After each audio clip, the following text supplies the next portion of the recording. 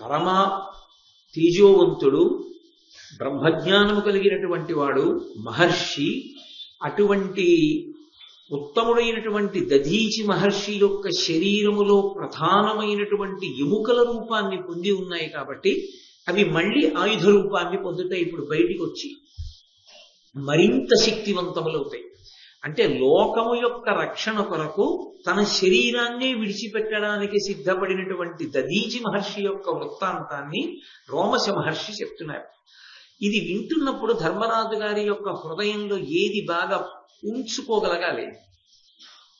లోకం గురించి తమ శరీరములనే విడిచిపెట్టినటువంటి మహాపురుషులు పుట్టినటువంటి గడ్డ ఈ జాతి, ఈ దేశంలో ఇది పరంపరాగతంగా వస్తున్నటువంటి లక్షణం. అందుకే ఎంతంత కష్టాలు పడి నిజంగా వాళ్ళు దేశం కోసం పరిశ్రమించారో ఆలోచన చేస్తే కన్నుల నీళ్లు తిరుగుతాయి. ఇవాళ వాళ్ళ పేర్లు ఎక్కడా వినపడకపోవచ్చు, ఇవాళ వాళ్ళ పేర్లు ఎత్తేవాళ్ళు లేకపోవచ్చు, ఇవాళ వాళ్ళ పేరు ఉచ్చరించేవాళ్ళు లేకపోవచ్చు. కనీసం అటువంటి వాళ్ళ యొక్క జనన తేదీ, వాళ్ళు శరీరం విడిచిపెట్టినటువంటి తేదీని స్మరించే వాళ్ళు కూడా లేకపోవచ్చు. అయినా వాళ్ళు నిస్వార్థంగా శరీరాన్ని దేశం కోసం విడిచిపెట్టేశారు. ఎంతమందో స్వాతంత్ర వీరుల యొక్క చరిత్రలు చదువుతుంటే ఆశ్చర్యంగా ఉంటుంది. పక్కన పలకరించడానికి మనిషి లేనటువంటి భయంకరమైనటువంటి కారాగారాలకి తీసుకెళ్లి బంధీకృతుల్ని చేస్తే అటువంటి చోట రోజుకి ఒక్కసారి మలమూత్రములను తీసే ఏర్పాటు చేస్తే ఆ ఒక్కసారి వాళ్ళు వచ్చే ముందే మలమూత్రాలను విసర్జించాలి. అంతకన్నా ముందు విసర్జిస్తే దాని వాసన పీలుస్తూ తానే పడుకోవాలి. అక్కడ మంచినీళ్లు ముంచుకోవాలి అంటే అంత దూరంలో కొండ ఉండేది. జాగ్రత్తగా ఇలా ముంచి తీసుకుంటేనే గ్లాసు చేతిలోంచి జారిపోయిందా ఇక మంచినీళ్ళు దొరకవు. మరునాడు ఉదయమే వస్తాడు ఒక సేవకుడు, పలకరించాడు, తుడిచి వెళ్ళిపోతాడంతే. అంత భయంకరమైనటువంటి కారాగారాల్లో తామెక్కడున్నారో వాళ్ళకి తెలియదు, తమ వాళ్ళు ఏమైపోయారో తమకి తెలియదు. పలకరించడానికి మనిషి ఉండడు. కాస్తంత బ్రతకడానికి రుచి లేని అన్నం పళ్ళెల్లో తెచ్చి లోపలికి తోస్తే అది తిని బతికారు. ఎంతమంది మహానుభావులు తమ జీవితాలు అలా ఒడ్డి పిచ్చివాళ్ళైపోయి తలలు బద్దలు కొట్టుకున్నారో, ఎంతమంది దేశమాత కోసం మేము ప్రాణాలు విడిచిపెడుతున్నామని సంతోషంగా శరీరాలు విడిచిపెట్టేశారో. అరవిందో జీవిత చరిత్ర చదివితే ఇన్ని కష్టాలు పడ్డారా స్వాతంత్ర సంగ్రామానికి అనిపిస్తుంది. ఇవాళ అటువంటి మహాపురుషుల యొక్క చరిత్రలు, అటువంటి మహానుభావుల యొక్క పేర్లు స్మరించడం కూడా మనకు అవకాశం లేదు. మనం అటువంటి వాళ్ళని ఒక్కళ్ళని మనం స్మరిస్తున్నటువంటి పాపాన పోవట్లేదు. అసలు నిజంగా ఈ జాతి స్వేచ్ఛకి, ఈ జాతి యొక్క స్వాతంత్రానికి ఎవరు పోరాటం చేశారో వాళ్ళు పక్కకి వెళ్ళిపోయారు. రెండవ కోణాన్ని నేను ఎందుకు మాట్లాడాలి భారతం చెప్తూ, ఇది ఈ దేశానికి అనుసృతంగా వస్తున్నటువంటి సంపద. ఆ త్యాగం చేయడం అన్నది మహాపురుషులెందరో. అటువంటి వారిలో అగ్రగణ్యుడు దధీచి మహర్షి. రాక్షసుల నుండి లోకాన్ని సంరక్షించడం కోసం తన జీవితాన్ని త్యాగం చేశాడు. ఎటువంటప్పుడు? భార్య నిండు గర్భిణిగా ఉన్నప్పుడు. ఆమెకి ఒక పిప్పల వృక్షం కింద కుమారుడు జన్మించాడు. ఆమె వంశాన్ని నిలబెట్టాలి. భర్త తనని భార్యగా చేకొని ఆయన తేజస్సు తన యందు నిక్షేపించినందుకు ఆయన వంశం అంతరించిపోకూడదు. అందుకే ఆయనకి కొడుకు పుట్టాడనే వరకు శరీరంతో ఉంది. తనకి ఇలా కొడుకు పుట్టాడు పిప్పల వృక్షం కింద, అంటే రావి చెట్టు కింద. కొడుకు పుట్టగానే ఆమె శరీరాన్ని వదిలిపెట్టేసింది, అగ్ని ప్రవేశం చేసి. పచ్చి పొరటాలు ఆమె వదిలిపెట్టింది శరీరాన్ని.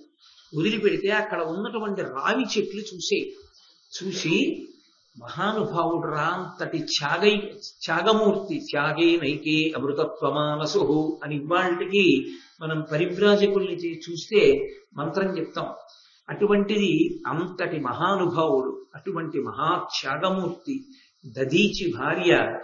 ఆ తల్లి లోపాముద్ర శరీరాన్ని విడిచిపెట్టింది.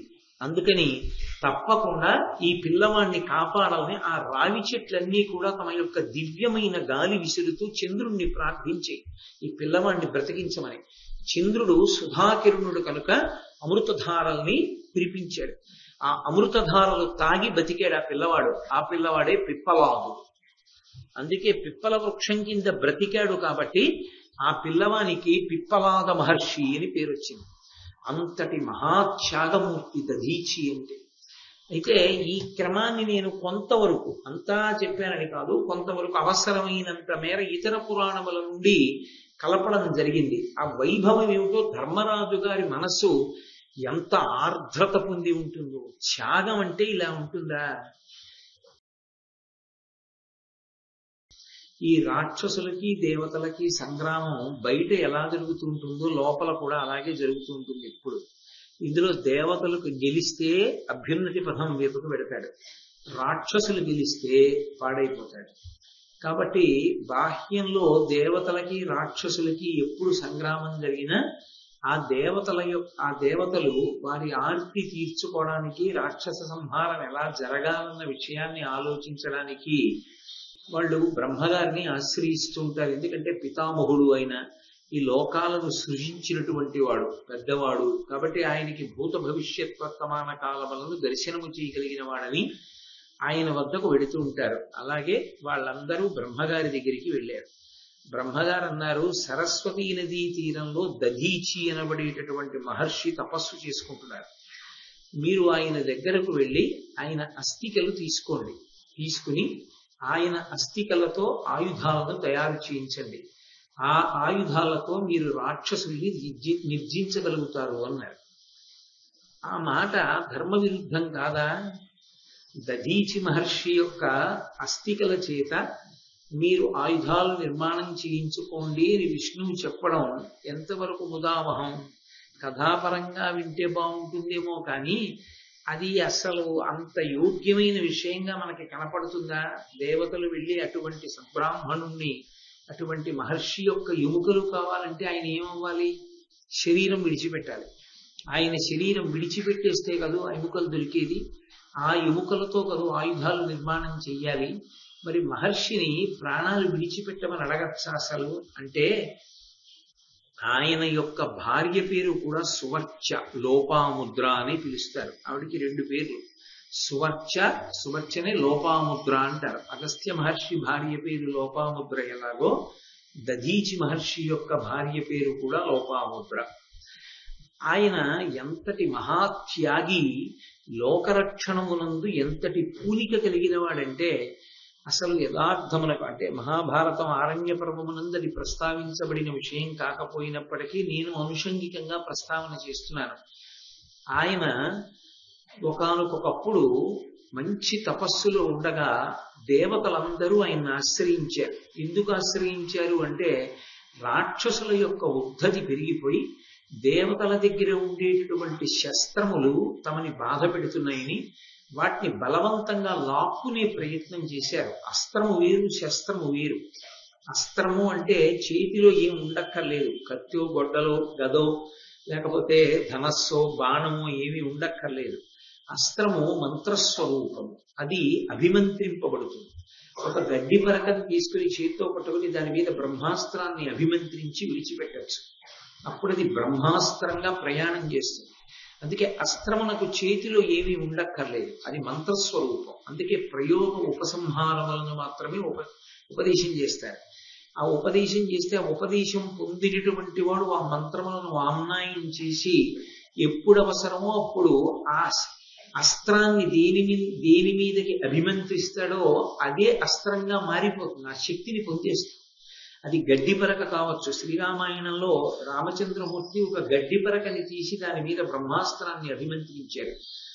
అలా విడిచిపెడితే దాన్ని అస్త్రము అంటారు. అందుకే బ్రహ్మాస్త్రము, వారుణాస్త్రము, అగ్నియాస్త్రము, రౌద్రాస్త్రము ఇవన్నీ కూడా మంత్ర సంబంధములు. శస్త్రములు వేరు. శస్త్రము అంటే దానికి ఒక శక్తి ఉంటుంది. ఇప్పుడు శార్ంగము అని ఒక ధనస్సు, అది ఒక్క శ్రీ మహావిష్ణువే పట్టుకుంటాడు. గాంధీవము అర్జునుడు పట్టుకుంటాడు. పినాకము పరమశివుడు పట్టుకుంటాడు. నందకము శ్రీ మహావిష్ణువు పట్టుకునేటటువంటి ఖడ్గం. అలా ఒక్కొక్కళ్ళ దగ్గర ఒక్కొక్క ఆయుధం ఉంటుంది. ఈ ఆయుధం పరమశక్తివంతమై ఉంటుంది. అది ఒక పట్టాన భేదింపబడదు, చాలా శక్తివంతంగా ఉంటుంది. అందుకని దాన్ని లాక్కునే ప్రయత్నం చేశారు రాక్షసులు. దేవతల దగ్గర ఉన్నటువంటి శస్త్రములను మేము లాగేసుకుంటామని. వాళ్ళ దగ్గర ఉన్న అంత గొప్ప గొప్ప శస్త్రములు పోతాయేమోనని వాళ్ళు పట్టుకెళ్లి దధీచి మహర్షికి ఇచ్చేశారు. దధీచి మహర్షి దగ్గర రాక్షసులు పుచ్చుకోలేరా? పుచ్చుకోలేరు. ఎందుచేత అంటే ఆయన బ్రహ్మ తేజస్సు అటువంటి. అసలు ఆయన కళ్ళు మూసుకుని జపం చేసుకుంటుంటే ఆయన్ని చెనకే ప్రయత్నం కూడా చేయలేదు. దేవతల్ని చెనకగలరేమో, ఆయనని మాత్రం చెనకలేరు. అంటే ఆయన శక్తి అంతటిది. దిగ్బలం క్షత్రియ బలం బ్రహ్మతేజో బలం బలం అంటాడు విశ్వామిత్రుడు రామాయణంలో. క్షత్రియ బలమే పాటి, బ్రాహ్మణ బలమే గొప్పది, వాళ్ళకున్న మంత్రశక్తి అటువంటిది అంటాడు. కాబట్టి దధీచి అంతటి తేజస్సంపన్నుడు, అంతటి గొప్ప శక్తి కలిగిన వాడయ్యుండి అంతటి ఉదారుడు, అంతటి త్యాగమూర్తి. ఇంత తపశ్శక్తిని ఆయన దేనికి వాడుకున్నాడు? అసలు ఆ కుటుంబమే అటువంటిది. నేను యథార్థంగా చెప్పాలంటే ఒక్క దధీచి కాడు, దధీచి కుటుంబమే అటువంటిది. ఎందుచేత అంటే ఆయన చ్యవన మహర్షి యొక్క కుమారుడు దధీచి మహర్షి. ఆయన ఈ శస్త్రములన్నిటినీ కూడా తన దగ్గర పెట్టుకున్నారు. ఆయనని చెనకలేక రాక్షసులు వాటిని తీసుకునే ప్రయత్నం మానేశారు. దేవతలు ఎంతకాలానికి రాకుండా ఊరుకున్నారు. వాళ్ళు రారు, పట్టుకెళ్లరు. రాక్షసులు ఆయన దగ్గర నుంచి పట్టుకెళ్ళలేరు. ఆయన చూసి చూసి చూసి చూసి చూసి చూసి విసిగెత్తి ఆయన ఏం చేశారంటే తనకున్న మంత్రశక్తి చేత వాటిని నీటిలో కలిపేశారు. కలిపేసి లోపలికి వచ్చేసుకుంటారు. అవి ఇక పోతాయేమోనన్న భయం లేదు, తన యందు దోషం రాదు. అవి పుచ్చేసుకుంటే అవి లోపలికి వెళ్ళిపోయింది ఆ నీరు. అది లోపలికి వెడితే దానికి ఒక లక్షణం ఉంటుంది. కొంత భాగం విసర్జింపబడాలి కదా మళ్ళీ. అలా విసర్జింపబడితే మరి శస్త్రశక్తి ఏమవుతుంది? అందుకని ఆయన ఏం చేశాడంటే అవి నా ఎముకలను ఆవహించుగాక అని సంకల్పం చేశాడు. ఆ లోపలికి వెళ్ళిపోయినటువంటి దేవతల యొక్క శస్త్రములన్నీ ఆయన ఎముకలలోకి చేరిపోయి ఆయన ఎముకల యందు బలంగా అయిపోయాయి. ఇప్పుడు మరి మళ్ళీ వచ్చి వాళ్ళు అడిగితే ఇచ్చేస్తాను. ఏమిటి ఇచ్చేస్తారు? ఎముకలు ఇచ్చేస్తాను. ఎలా ఇచ్చేస్తాను? శరీరం వదిలిపెట్టేస్తాను. ఎందుకు అలా చేయడం? ఎన్నాళ్ళు ఉండాలి శరీరంతో? ఆయన బ్రహ్మజ్ఞాని అయిపోయాడు, శరీరంతో ఆయనకి సంబంధం లేదు. బ్రహ్మమునందు రమిస్తూ లోక సంరక్షణ కొరకు నా దేహాన్ని పరిత్యజిస్తాను అంటే ఒక మహర్షిగా ఉండడం కాదు, కేవలము బ్రహ్మజ్ఞానమును పొంది తాను తరించడం కాదు, లోకరక్షణ కొరకు తన శరీరాన్నే విచ్చిస్తానన్నటువంటి మహానుభావుడు. ఎప్పుడొచ్చారు దేవతలు? శ్రీ మహావిష్ణువు యొక్క ఆజ్ఞ మేరకి. ఆయన భార్య నిండు గర్భిణిగా ఉంది. నిండు గర్భిణిగా ఉన్న సమయంలో దేవతలందరూ దధీచి మహర్షి దగ్గరికి వచ్చారు. వచ్చి ఆయనతో అన్నారు, అంటే మీరు మహాభారతం ఆరణ్య పర్వం చదివినప్పుడు నేను చెప్పినటువంటి క్రమంలో ఉండదు. నేను ఇతర పురాణములలో ఉన్నటువంటి ఘట్టాన్ని కూడా సమన్వయం చేస్తూ మాట్లాడుతున్నాను. ఎందుకంటే ధర్మరాజు గారికి ఏ కారణం చేత చెప్తున్నాడు రోమశ మహర్షి అన్నది దృష్టిలో పెట్టుకుని నేను వివరణ చేస్తూ వస్తున్నాను. కాబట్టి ఇంద్రాది దేవతలు దధీచిని అడిగారు, భువన జనస్తుత నిజగౌరవ మొసగగా అమరపతి పురస్కృతులకు ఈ దివిజులకెల్ల హితంబుగా భవదస్థిచయంబులిమ్ము పరమమునీంద్ర. దేవేంద్రుడు మిగిలినటువంటి దేవతలు అందరూ కూడా వచ్చి ఉన్నాం, మేమందరం అభ్యున్నతిని పొంది రాక్షస సంహారం చెయ్యడానికి కావలసినటువంటి శక్తిని పొందడానికి అనుగుణంగా నీ వద్ద ఉన్నటువంటి ఎముకలు మాకు కావాలి. అంటే దేవతలకి తెలుసు అస్త్ర సంపదంతా ఆయన ఎముకల్లోకి వెళ్ళిపోయింది. కాబట్టి నీ అస్తులు మాకు ప్రసాదిస్తే మేము వాటితో ఆయుధాలను చేసుకుంటాం. ఎందుకు అలా అడిగారు? మీరు ప్రాణం వదలండి అన్నమాట వాళ్ళ నోటి వెంట రాకూడదు. వాళ్ళకి ఏవి కావాలో ఇప్పుడు అవి ఆయన అస్తులు ఎందుకు చేరిపోయాయి, అవి ఇమ్మని అడగాలి. అవే అడిగారు. ఆయన తప్పకుండా నేను ఇప్పుడే నా శరీరాన్ని విడిచిపెట్టేస్తాను, మీరు నా అస్తులను బయటికి తీసి మీ శస్త్రములను మళ్ళీ నిర్మాణం చేయించుకోండి అన్నాడు. ఇప్పుడు అవి మరింత శక్తివంతములయ్యి. ఎందుకని? పరమా తేజోవంతుడు, బ్రహ్మజ్ఞానము కలిగినటువంటి వాడు, మహర్షి, అటువంటి ఉత్తముడైనటువంటి దధీచి మహర్షి యొక్క శరీరములో ప్రధానమైనటువంటి ఎముకల రూపాన్ని పొంది ఉన్నాయి. కాబట్టి అవి మళ్ళీ ఆయుధ రూపాన్ని పొందుతాయి. ఇప్పుడు బయటికి వచ్చి మరింత శక్తివంతములవుతాయి. అంటే లోకము యొక్క రక్షణ కొరకు తన శరీరాన్ని విడిచిపెట్టడానికి సిద్ధపడినటువంటి దదీచి మహర్షి యొక్క వృత్తాంతాన్ని రోమశ మహర్షి చెప్తున్నారు. ఇది వింటున్నప్పుడు ధర్మరాజు గారి యొక్క హృదయంలో ఏది బాగా ఉంచుకోగలగాలి? లోకం గురించి తమ శరీరములనే విడిచిపెట్టినటువంటి మహాపురుషులు పుట్టినటువంటి గడ్డ ఈ జాతి, ఈ దేశంలో ఇది పరంపరాగతంగా వస్తున్నటువంటి లక్షణం. అందుకే ఎంతంత కష్టాలు పడి నిజంగా వాళ్ళు దేశం కోసం పరిశ్రమించారో ఆలోచన చేస్తే కన్నుల నీళ్లు తిరుగుతాయి. ఇవాళ వాళ్ళ పేర్లు ఎక్కడా వినపడకపోవచ్చు, ఇవాళ వాళ్ళ పేర్లు ఎత్తేవాళ్ళు లేకపోవచ్చు, ఇవాళ వాళ్ళ పేరు ఉచ్చరించేవాళ్ళు లేకపోవచ్చు, కనీసం అటువంటి వాళ్ళ యొక్క జనన తేదీ, వాళ్ళు శరీరం విడిచిపెట్టినటువంటి తేదీని స్మరించే వాళ్ళు కూడా లేకపోవచ్చు. అయినా వాళ్ళు నిస్వార్థంగా శరీరాన్ని దేశం కోసం విడిచిపెట్టేశారు. ఎంతమందో స్వాతంత్ర వీరుల యొక్క చరిత్రలు చదువుతుంటే ఆశ్చర్యంగా ఉంటుంది. పక్కన పలకరించడానికి మనిషి లేనటువంటి భయంకరమైనటువంటి కారాగారాలకి తీసుకెళ్లి బంధీకృతుల్ని చేస్తే అటువంటి చోట రోజుకి ఒక్కసారి మలమూత్రములను తీసే ఏర్పాటు చేస్తే ఆ ఒక్కసారి వాళ్ళు వచ్చే ముందే మలమూత్రాలను విసర్జించాలి. అంతకన్నా ముందు విసర్జిస్తే దాని వాసన పీలుస్తూ తానే పడుకోవాలి. అక్కడ మంచినీళ్లు ముంచుకోవాలి అంటే అంత దూరంలో కొండ ఉండేది. జాగ్రత్తగా ఇలా ముంచి తీసుకుంటేనే గ్లాసు చేతిలోంచి జారిపోయిందా ఇక మంచినీళ్ళు దొరకవు. మరునాడు ఉదయమే వస్తాడు ఒక సేవకుడు, పలకరించాడు, తుడిచి వెళ్ళిపోతాడంతే. అంత భయంకరమైనటువంటి కారాగారాల్లో తామెక్కడున్నారో వాళ్ళకి తెలియదు, తమ వాళ్ళు ఏమైపోయారో తమకి తెలియదు. పలకరించడానికి మనిషి ఉండడు. కాస్తంత బ్రతకడానికి రుచి లేని అన్నం పళ్ళెల్లో తెచ్చి లోపలికి తోస్తే అది తిని బతికారు. ఎంతమంది మహానుభావులు తమ జీవితాలు అలా ఒడ్డి పిచ్చివాళ్ళైపోయి తలలు బద్దలు కొట్టుకున్నారో, ఎంతమంది దేశమాత కోసం మేము ప్రాణాలు విడిచిపెడుతున్నామని సంతోషంగా శరీరాలు విడిచిపెట్టేశారో. అరవిందో జీవిత చరిత్ర చదివితే ఇన్ని కష్టాలు పడ్డారా స్వాతంత్ర సంగ్రామానికి అనిపిస్తుంది. ఇవాళ అటువంటి మహాపురుషుల యొక్క చరిత్రలు, అటువంటి మహానుభావుల యొక్క పేర్లు స్మరించడం కూడా మనకు అవకాశం లేదు. మనం అటువంటి వాళ్ళని ఒక్కళ్ళని మనం స్మరిస్తున్నటువంటి పాపాన పోవట్లేదు.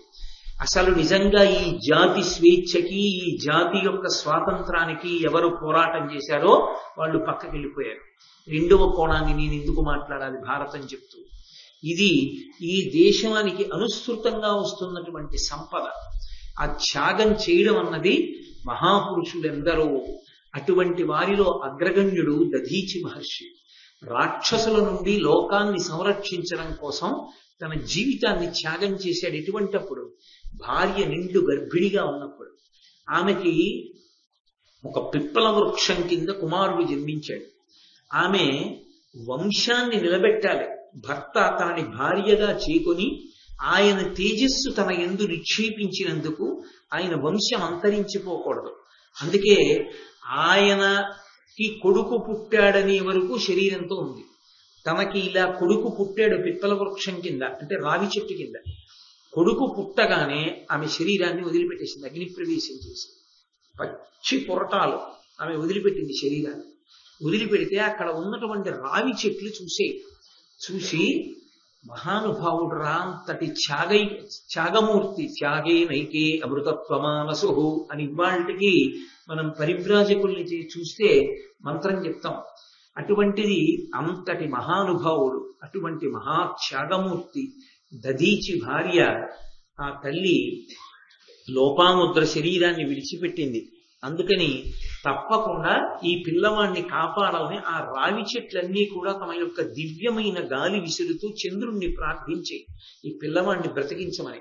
చంద్రుడు సుధాకిరణుడు కనుక అమృతధారల్ని కురిపించాడు. ఆ అమృతధారలు తాగి బతికాడు ఆ పిల్లవాడు. ఆ పిల్లవాడే పిప్పలాదుడు. అందుకే పిప్పల వృక్షం కింద బ్రతికాడు కాబట్టి ఆ పిల్లవానికి పిప్పలాద మహర్షి అని పేరు వచ్చింది. అంతటి మహాత్యాగమూర్తి దధీచి అంటే. అయితే ఈ క్రమాన్ని నేను కొంతవరకు, అంతా చెప్పానని కాదు, కొంతవరకు అవసరమైనంత మేర ఇతర పురాణముల నుండి కలపడం జరిగింది. ఆ వైభవం ఏమిటో, ధర్మరాజు గారి మనస్సు ఎంత ఆర్ద్రత పొంది ఉంటుందో. త్యాగం అంటే ఇలా ఉంటుందా? లోక సంరక్షణ కొరకు ఏదైనా విడిచిపెట్టడం అంటే చిన్న పని చేస్తే ఏదో మహాత్యాగం చేశామనుకుంటాం. తమ శరీరాల్ని విడిచిపెట్టేసినటువంటి మహాపురుషులు ఉన్నారు. కాబట్టి ఆయన ఆ దధీచి మహర్షి విడిచిపెట్టినటువంటి శరీరములో ఉన్నటువంటి ఎముకలను పైకి తీస్తే వాటిలోంచి ఆయుధములను నిర్మాణం చేశారు. త్వస్తయంత నూరుధారల రమ్యమై అనలకనకరాళమైన వజ్రమొనర చేసి దీన నోర్వము దైత్యులనొనచు ఇచ్చెదాని నమరపతికి. ఆయన ఎముకలలోంచి తయారు చేశాడు త్వస్త.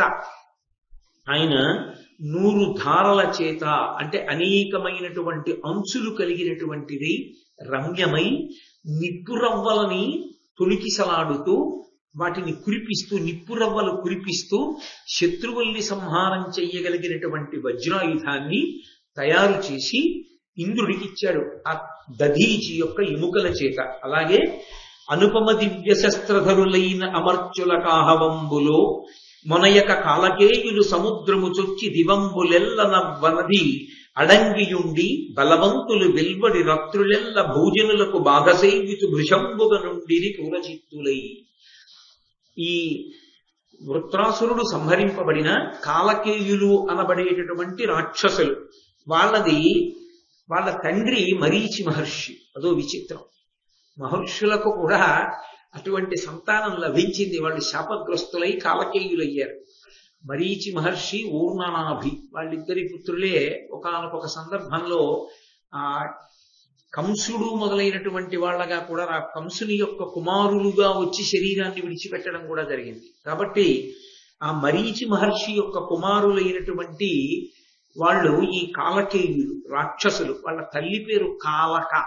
కాలక అనబడేటటువంటి స్త్రీ ఎందు జన్మించారు వాళ్ళు.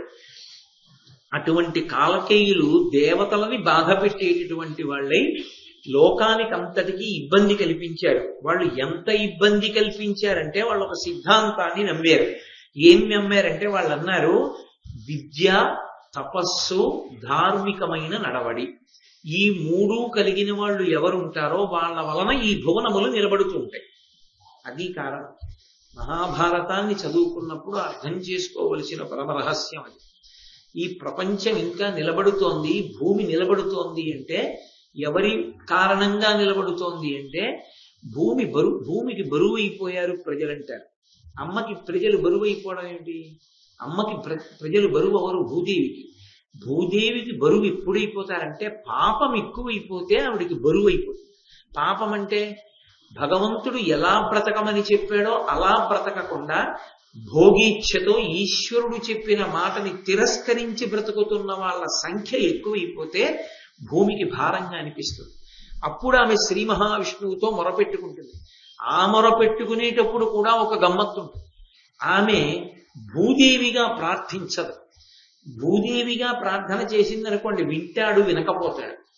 గోరూపధారిణి అయి ప్రార్థన చేస్తుంది. మీరు ఎక్కడైనా చదవండి పురాణంలో, ఆమె గోరూపధారిణి అయి ప్రార్థించింది అంటారు.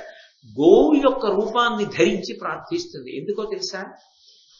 గోవు ప్రార్థన చేసింది, మోరలెత్తి అరిచింది అంటే విష్ణువు వెంటనే జోక్యం చేసుకుంటాడు. గోవుకి అపకారం జరిగినా, గోవుకి ఇబ్బంది కలిగినా అక్కడ సస్యశ్యామలంగా ప్రజలందరూ సంతోషంగా ఉండరు. ఎక్కడ గోవు రక్షింపబడుతుందో, ఎక్కడ గోవు పూజింపబడుతుందో అక్కడ సమస్తమైన కోరికలు తీరుతాయి. అక్కడ దేవతల యొక్క అనుగ్రహం అంతా వర్షింపబడుతుంది. అందుకే ఒక్క గోసేవ చాలు 33 కోట్ల మంది దేవతల యొక్క సేవ. కాబట్టి అటువంటి ఆ గోరూపధారిణి భూమి అడుగుతుంది. పాపము పెరుగుట అంటే ఈశ్వరుడు వద్దన్నట్లుగా బ్రతికే వాళ్ళ సంఖ్య పెరుగుట. కానీ భూమి ఎవరి వలన నిలబడుతుంటుంది అంటే విద్య కలిగిన వారు. విద్య అంటే లౌకికమైన విద్య వేరు. లౌకికమైనటువంటి విద్య లోకమును నిలబెట్టేటటువంటి విద్య కాదు. అది కుక్షింభరత్వము అంటారు. గత జన్మలలో చేసుకున్నటువంటి పుణ్యం క్షయమైపోవాలంటే కొన్ని రకాల విద్యలు వస్తాయి. అదే విద్యను అడ్డుపెట్టి మళ్ళీ భగవంతుడికి దగ్గర అవ్వడానికి కూడా మార్గం ఉంటుంది.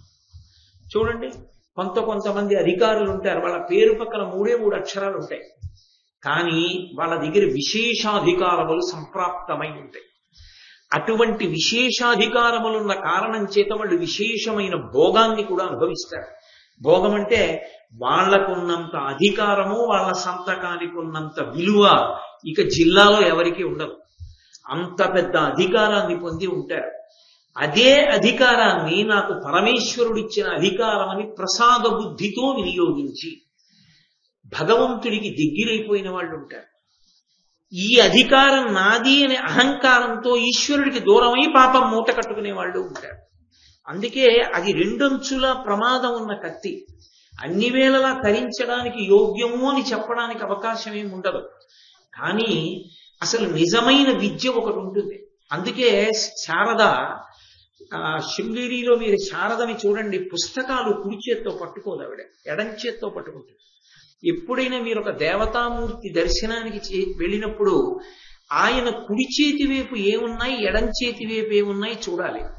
ఆయన కుడి చేతితో ఏది పట్టుకున్నాడో అది అన్నిటికన్నా గొప్పది. ఎడం చేతిలో పట్టుకున్న వాటికన్నా కుడి చేతిలో పట్టుకున్నవి గొప్ప అని గుర్తు. శారద అంటే సారాన్ని కటాక్షిస్తుంది. అటువంటి శారద పుస్తకాలు ఎడం చేత్తో పట్టుకుని అమృత పాత్రని ఎడం చేత్తో పట్టుకుంటుంది. కుడి చేతిలో పుస్తకాలు కుడి చేతిలో అక్షమాల పట్టుకుని ఆ అమ్మవారు పై చేతిలో అభయహస్తం పట్టుకుంటుంది, లేదా కింది చేతిలో అభయహస్తం పట్టుకుని పై చేతిలో జపమాల పట్టుకుంటుంది. దాని అర్థం ఏమిటి? పుస్తకాలు చదవడం వల్ల వచ్చినటువంటి విద్య ఏది ఉన్నదో, పుస్తకాలు చదువుకోవడం వల్ల వచ్చినటువంటి ఒక విద్య, దాని వలన వచ్చిన అధికారము ఏమున్నదో అది చాలా గొప్పది కాదు. దేనికన్నా? ఇటువైపు ఉన్న అక్షమాల కన్నా గొప్పది కాదు. అక్షమాలకు అర్థం ఏమిటి? తిరుగుతుంది. అంటే ఏది చదువుకోవాలో అది చదువుకుని దాని వలన వచ్చినటువంటి సారమును లోపల తిప్పుతున్నవాడని గుర్తు. ఏది అది? అకారము నుండి క్షకారము వరకు ఉన్న అక్షరాలన్నీ కూడా సమస్త వాంగ్మయమును ప్రతిపాదిస్తాయి. ఈ అకారము నుండి క్షకారము వరకు ఉన్నటువంటి అక్షరముల యొక్క స్వరూపిణి అయిన పరదేవతా తత్వాన్ని ఉపాసన చేసిన వాడు ఎవరున్నాడో వాడు విద్ అంటే తెలుసుకొనవలసిన దానిని తెలుసుకున్నవాడు. అందుకని విద్యులోంచి వేదం వచ్చింది. ఆ భక్తి తత్పరుడై ఆ భక్తితో కూడినటువంటి వాంగ్మయాన్ని చదివి ప్రపంచాన్ని ఈశ్వరోచ్ఛిష్టంగా ఈశ్వర ప్రసాదంగా చూసిన వాడు ఎవరున్నాడో వాడు పరమేశ్వరుణ్ణి జగత్తుని చూస్తూ లోపల తిప్పుతూ ఉంటాడు. ఇదంతా ఈశ్వర నిర్మాణం అని చూస్తూ ఉంటాడు. భగవత్ ప్రసాదంగా జగత్తుని చూస్తాడు. అలా చూస్తున్న వాడికి అకారము నుండి క్షకారము వరకు ఉన్నటువంటి వాంగ్మయము పరదేవత యొక్క ప్రసాదము. అందుకే ఆదిక్షాంత సమస్త వర్ణ నికరి శంభు ప్రియే శాంకరి. కాశ్మీర్ అని అన్నపూర్ణాష్టకం చేస్తూ శంకరాచార్యుల వారు ఆదిక్షాంత సమస్త వర్ణ నికరి శంభు ప్రియే శాంకరి, ఆ నుండి క్షా వరకు ఉన్నటువంటి అక్షర సమాన్నాయ స్వరూపిణి అని పిలుస్తారు అమ్మవారిని. కాబట్టి అటువంటి విద్య పొందిన వారెవరున్నారో వారి వలన కేవలం తెలిసుండి అది అనుష్ఠానానికి పనికిరాకపోతే ఉపయోగం లేదు. హిరణ్యకశిపుడు చెప్పినంత వేదాంతం లోకంలో ఎవరూ చెప్పలేరు. భగవద్ విరోధి అని మనం అనుకుంటాం, కానీ భగవంతుడు ఉన్నాడు అని తెలుసున్నవాడు హిరణ్యకశిపుడు. ఎవ్వడు సృజించు ప్రాణుల ఎవ్వడు రక్షించు త్రుంచు ఎవ్వడు అనంతుండెవ్వడు విభుడెవ్వడు వాడి విధమున మనసు వెనుచు హేళారతుడయ్యి అని చెప్పాడు తల్లి దగ్గరికి వెళ్ళి. అమ్మా ఒకడు ఉన్నాడమ్మా, వాడు సృష్టిస్తాడు, వాడు నిలబెడతాడు, వాడు సంహరిస్తాడు, వాడమ్మా గొప్పవాడు అన్నాడు. మరి తెలుసా తెలీదా? తెలుసు. మరి తెలిసి గౌరవించగలిగాడా? ఎవరు ఉన్నాడన్నాడో వాణ్ణి నేను సంహరిస్తానని బయలుదేరాడు. ఏమిటి ఉపయోగం దానివల్ల? కాబట్టి ఉన్నాడని తెలుసున్న వాణ్ణి భక్తితో ఉపాసన చేసినవాడు ధన్యుడు, వాడు తపస్సు. ఆ తపస్సు అనేక విధాలుగా ఉంటుంది. తపస్సు అంటే ఎక్కడికో వెళ్ళి కేవలం జపమాల తిప్పడమే తపస్సు అని మీరు అనుకోండి. శృణ్వం తపః, పరమభక్తి తత్పరులై వినేటటువంటి వాళ్ళు. నాకు అప్పుడప్పుడు కొన్ని ఉత్తరాలు వస్తుంటాయి. నేను ఆ ఉత్తరాలు చూసి వీళ్ళ స్థాయి నాకు లేదు అని సిగ్గుపడుతూ ఉంటాను. వాళ్ళు వాళ్ళ జీవితాన్ని వ్రాస్తూ ఉంటారు. మేము ఇలా ఉండేవాళ్ళం, మేము మీ అన్న మాట ఎందుకు అనాలి? అదో అహంకారం అవుతుంది. నా మాటల వల్ల కాదు, వాళ్ళకి అందులో భగవంతుడు ఏదో ఇచ్చాడు. నా మాటల వలన మారిన వాళ్ళైతే వాళ్ళకన్నా ఎక్కువ నేను మారి ఉండాలి చెప్పినంత కష్టం కాదు. కాబట్టి విన్నాం. ఇప్పుడు మేము ఇలా చేస్తున్నాం, అలా చేస్తున్నాం, ఇలా ఉంటున్నాం, అలా ఉంటున్నాం అని వాళ్ళు ఉత్తరాలు రాస్తే నేను ఆశ్చర్యపోతుంటాను ఆ ఉత్తరాలు చదివి. కాబట్టి తపస్సు అంటే శృణ్వంతప, పరమభక్తి శ్రద్ధలతో వినేవాడు ఎవరో ఉంటాడు, వాడి కోసం చెప్పిస్తూ ఉంటాడు పరమేశ్వరుడు. అంతేకాని ఇవాళ ఏం పని లేదు కాబట్టి భారతం వినడానికి ఎడదామన్న వాళ్ళ కోసం భారతం చెప్పించేవాడు కాదు పరమేశ్వరుడు. భారతం వినాలి వినాలని కుతూహలపడుతున్నవాడు ఎవరో ఉంటాడు, వాడు ఉన్నాడు ఈ సభలో అన్న విషయం నాకు కూడా తెలియకపోవచ్చు. కానీ పరమేశ్వరుడు నన్ను ఎందుకు శాసనం చేశాడంటే, ఒరే నువ్వు భారతం చెప్పరా అని ఎందుకు చెప్పిస్తున్నాడంటే, ఎవరో ఉన్నారు అర్హులు, వారికి అందడానికి భారతం చెప్పిస్తాడు. ఆయనెవరో నాకు కూడా తెలియక్కర్లేదు. ఆయనెవరో, ఆయన ఏ అభ్యున్నతిని పొందాలో ఆ లోపల ఉన్నవాడికి ఒక్కడికే తెలుసు. అది గొప్ప రహస్యం. ఆ వింటున్న ఆయన ఉన్నాడే, ఆయన గొప్ప తపస్సుగా వింటుంటాడు. ఆయన ఎంతో తపస్సుగా విని ఎంతో సంతోషాన్ని పొందుతూ దీన్నే స్మరిస్తూ ప్రతిరోజు పులకాంకిత గాత్రుడు అవుతుంటాడు. అదిగో అలా ఉన్నవాడున్నాడే, వాడు తపస్సు చేస్తున్నవాడు. అలా చదువుతున్నవాడు ఉన్నాడు, అలా చెప్తున్నవాడు ఉన్నాడు, అలా వింటున్నవాడు ఉన్నాడు ఎక్కడో సభల్లో. కాబట్టి అటువంటి తపశ్శక్తి సంపన్నులు ఉన్నారే, వారి వలన తర్వాత ధార్మికమైనటువంటి నడవడి కలిగినటువంటి వారు. నేను మీతో నిన్న అన్నానే, ధర్మము ఉత్తరక్షణ ప్రయోజనాన్ని కల్పించినట్లు కనపడకపోవచ్చు. ఇప్పుడు నేను ధర్మంగా ఉన్నాను కదండి, నాకు వెంటనే ఎందుకంటే ఫలితం రాలేదని అనిపించచ్చు. కానీ ధర్మము శాశ్వతమైన ప్రయోజనాన్ని ఇస్తుంది తప్ప ధర్మము తాత్కాలిక ప్రయోజనాన్ని ఇచ్చేది కాదు. ధర్మం ఎటువంటిది అంటే, ధర్మము కన్న తల్లి వంటి. కన్న తల్లి ఎప్పుడూ రక్షణే, ఆమెకి రక్షణ తప్ప వేరొకటి చేత కాదు. కానీ మిగిలిన వాళ్ళు ఎవరైనా సరే బిడ్డల విషయంలో రక్షిస్తున్నాం అనుకుని పొరపాటు కూడా చేయొచ్చు. కానీ తల్లి దగ్గర అలా ఉండదు, ఆమె ఎప్పుడూ రక్షణ ఒక్కటే చేస్తుంది. ధర్మము శాశ్వత రక్షణ ఇస్తుంది. ఇప్పుడు కష్టపడ్డట్టు కనిపించచ్చు, కానీ ఇక అసలు కష్టపడవలసిన అవసరం లేని స్థితికి ధర్మం ఎత్తుతుంది. అందుకే ఏళ్ళనాటి శని వస్తే బెంగ పెట్టుకోవద్దని చెప్పారు.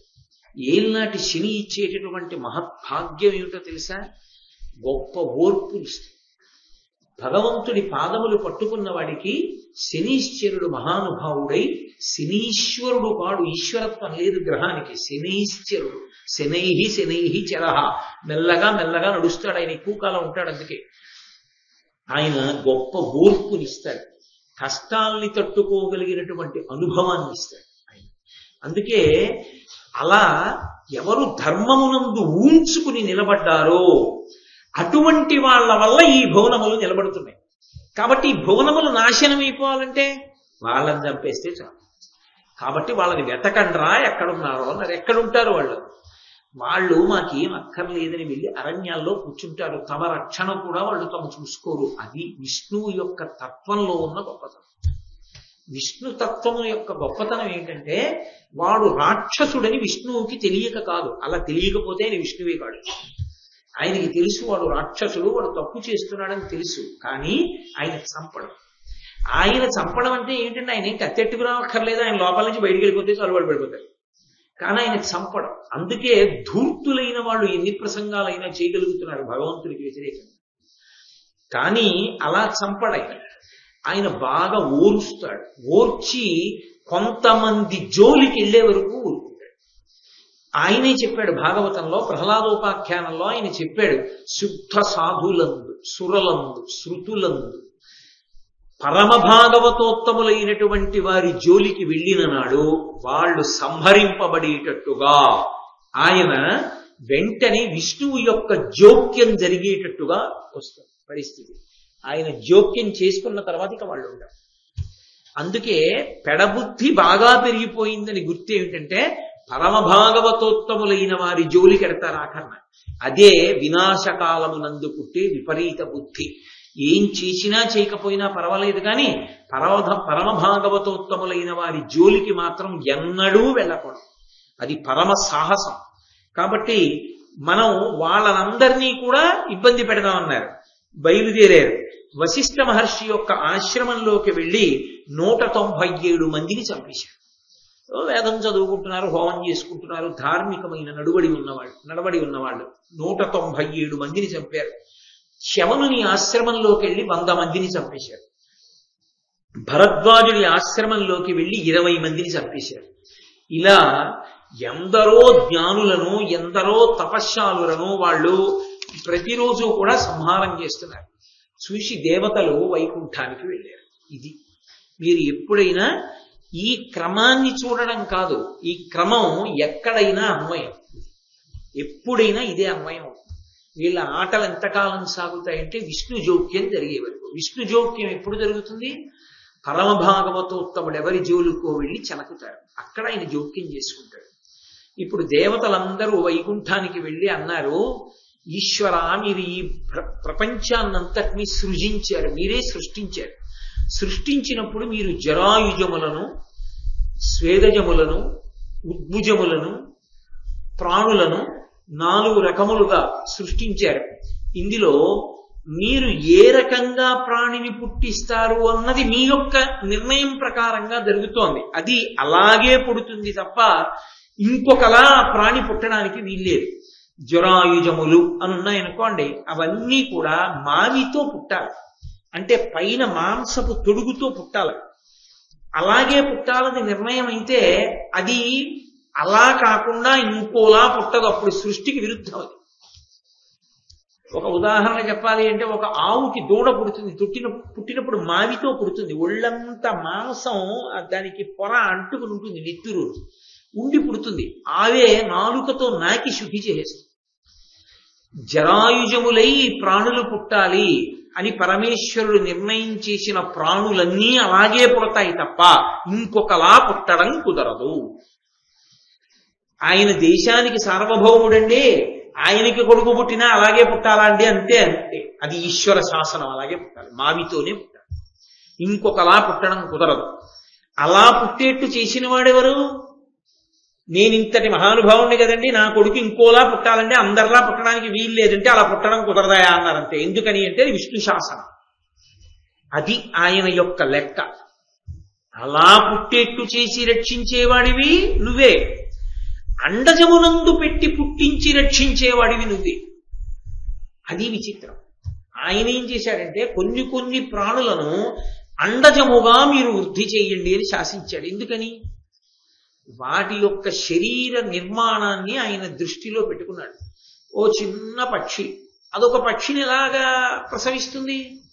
అందుకని ఆయన ఏం చేశాడంటే చిన్న గుడ్డు పెట్టించాడు. గుడ్డు లోపల సొన, ఆ సొన పిండాకృతిని పొందుతుంది. దేని వలన? పరమ ఆశ్చర్యం. పిండము మాంసపు తొడుగులో ఉండి అమ్మ కడుపులో ఉండి పెరుగుతుంది జరాయుజం. గుడ్డు పెంకు లోపల ద్రవ రూపంలో ఉండి పిండ రూపాన్ని పొందుతుంది. ఎలా? అమ్మ కడుపు వేడి తగిలే, అక్కడ అమ్మ కడుపు వేడి తగిలే, ఇక్కడ అమ్మ కడుపు వేడి తగిలే. ఎలా? ఎవరు నేర్పారు పక్షికి? ఎప్పుడు అలా అలా ఎగిరిపోయే పక్షి, కూర్చుంటే ఒకలాగే కూర్చోగలిగిన పక్షి వచ్చి 2 కాళ్ళు గుడ్డుకి అటు ఇటు పెట్టి గట్టిగా కూర్చుంటే గుడ్డు యొక్క పెంకు పగిలిపోతుందని, అందులో ద్రవం ఉందని, సొన పిల్లగా మారుతుందని, మారి గుడ్డు పెంకు పగలగొట్టుకుని పైకి వస్తుందని, అది మొట్టమొదట్లో ఆహారం సంపాదించదని, తాను తెచ్చి దాని నోట్లో పెట్టాలని ఎవరు నేర్పారు ఆ పిట్టకి? అది గుడ్డు పగిలిపోకుండా కడుపు మాత్రమే తగిలేట్టు కూర్చుంటుంది. ఏదో కర్తవ్యంగా కాదు, దానికి ఆ తల్లి ప్రేమ ఉంది, ఆ సంతోషం ఉంది ఆ కూర్చోవడంలో. ఆ గుడ్డు పెంకు దాని కడుపుకి తగిలినప్పుడు దాని వేడి పెంకుకి తగిలి, పెంకు యొక్క వేడి సొనకి తగిలి సొన పిండాకృతిని పొందుతుంటే, కడుపులో బిడ్డ పెరిగి పెద్దవాళ్ళు అవుతుంటే తంతుంటే తల్లి పొంగిపోయినట్టుగా ఆ పెంకు లోపల ఉన్నటువంటి ద్రవం పిండాకృతిని పొందుతుంటే పక్షి మైమరచి కళ్ళు మూసుకుంటుంది. పక్షి గుడ్డుని పొదగడం బొమ్మ గీయగలరేమో, గుడ్డుని పొదుగుతున్నప్పుడు పక్షి పొందుతున్న ఆనందాన్ని బొమ్మ గీయగలరా?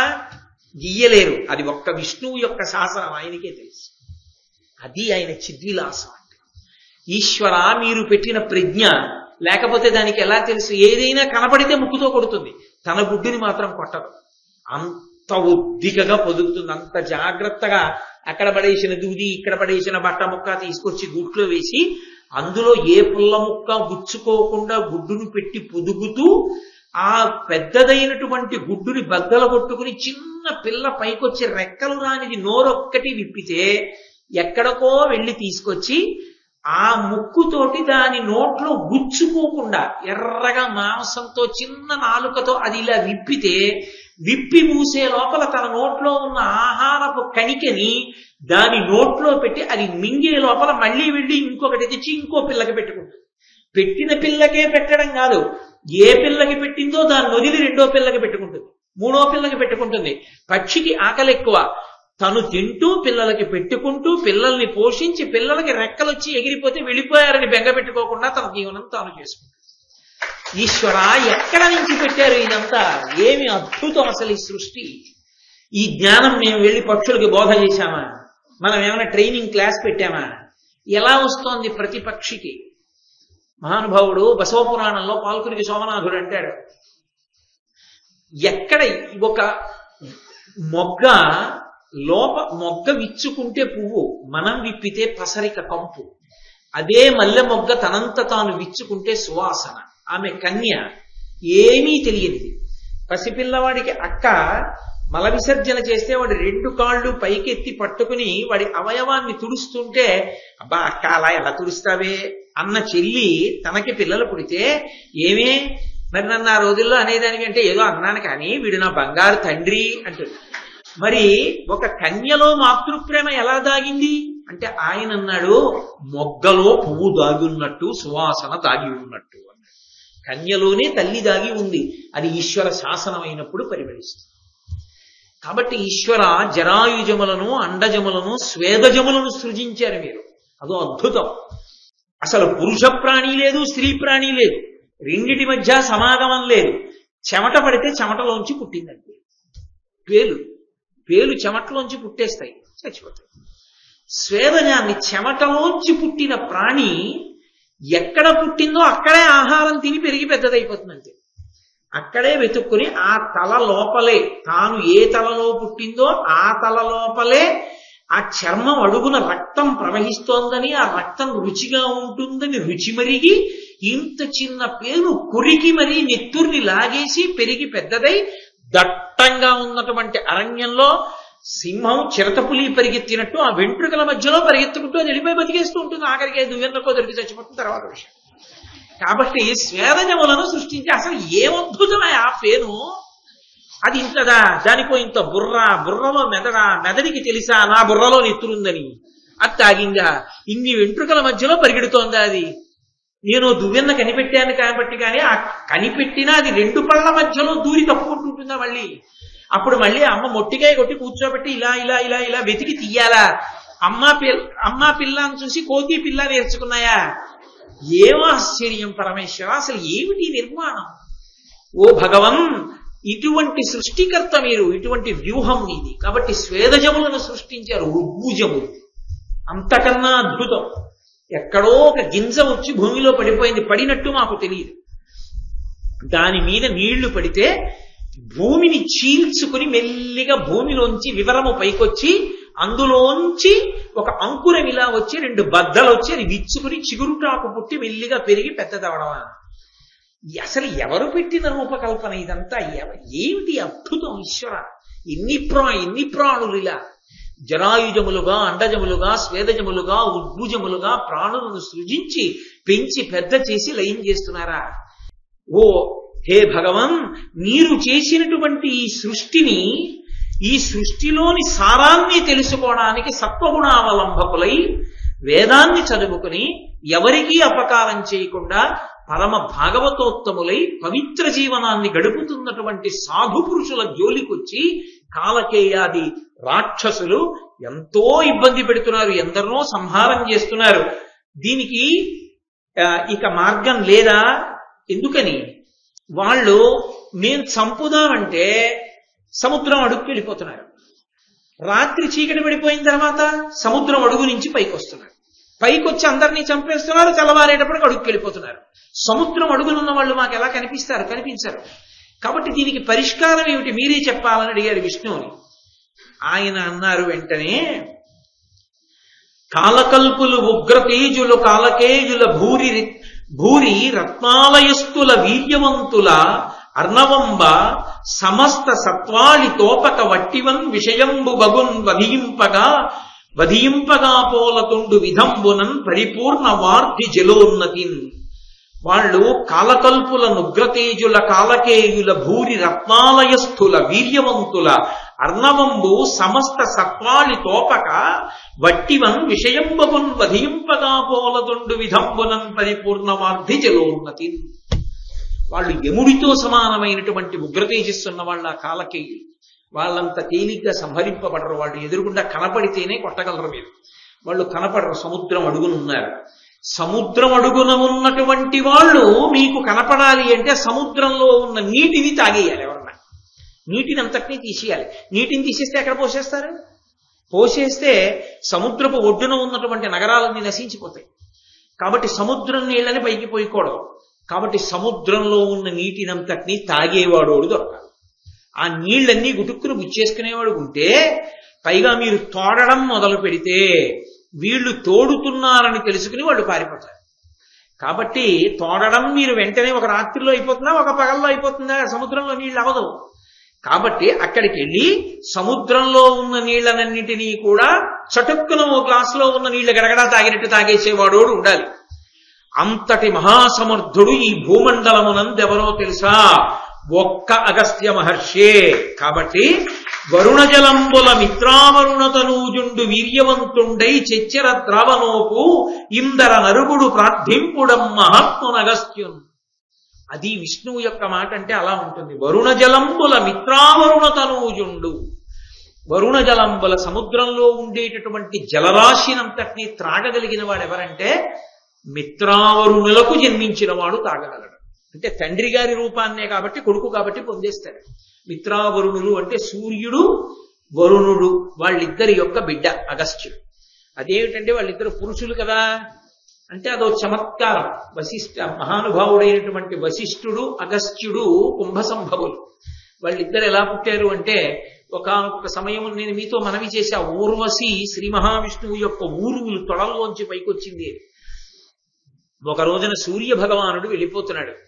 ఆ సూర్య భగవానుడు ఊర్వశిని చూశాడు. ఆమె అందచందాలు చూసి ఆయన వీర్యము స్ఖలనమైంది. ఆమె పొందుకోరి. అలాగే వరుణుడు చూశాడు. ఆయన యొక్క వీర్యము స్ఖలనమైంది. ఆమె పొందుకోరి. వెంటనే ఊర్వశి ఏం చేసిందంటే సూర్యుని యొక్క వీర్యాన్ని వరుణుడి యొక్క వీర్యాన్ని తీసుకెళ్లి ఒకే కుంభమునందు పోసింది. ఒక పాత్ర ఎందు పోసింది. పోస్తే అందులోంచి ఇద్దరు పిల్లలు పైకొచ్చారు. వాళ్లే కుంభసంభవులు అంటారు. అగస్త్య మహర్షి, వశిష్ఠుడు. నాకు తెలుసు ఇలాంటివి మీరు విన్నప్పుడు అదేమిటండి సూర్యనారాయణమూర్తి అంటే అంత ఉపాసన చేస్తాం, అంత నమస్కారం పెడతాం, వరుణుడు పశ్చిమ దిక్కుకు అధిపతి, వాళ్ళు కూడా అంత అన్యాయమైన ప్రవర్తనలో ఉంటారా అని మీకు అనుమానం వస్తుంది. నేను ఎన్నో పర్యాయాలు మీతో మనవి చేశా. మహాపురుష జననము జరగాలి అని నిర్ణయాన్ని పరదేవత చేస్తుంది ఒకప్పుడు. ఆ తల్లి ఈ జగత్ సృష్టి స్థితి లయములను చెయ్యగలిగినది. ఆ పరదేవత ఆలోచన చేస్తుంది, ఒక మహాపురుషుడు జన్మించాలి, వాడి వలన లోకానికి భవిష్యత్తులో ప్రయోజనం ఉంటుంది. అటువంటి మహాపురుషుడు పుట్టాలి అంటే ఇంకొక మహాపురుషుడి తేజస్సులోంచే పుట్టాలి. ఒక పనికి మాలిన వాడి తేజస్సులోంచి ఒక పనికొచ్చేవాడు రావడం కష్టం. ఒక మహాపురుషుని యొక్క తేజస్సులోంచి వేరొక మహాపురుషుడు ఉద్భవిస్తాడు. కాబట్టి ఆమె కామప్రచోదనం చేస్తుంది, కావాలని కామప్రచోదనం చేస్తుంది. అందుకే అమ్మవారు మన్మధుడు వశుడై ఉంటాడు అమ్మవారికి. ఆమె అనుమతి లేకుండా బాణం వేయలేడు.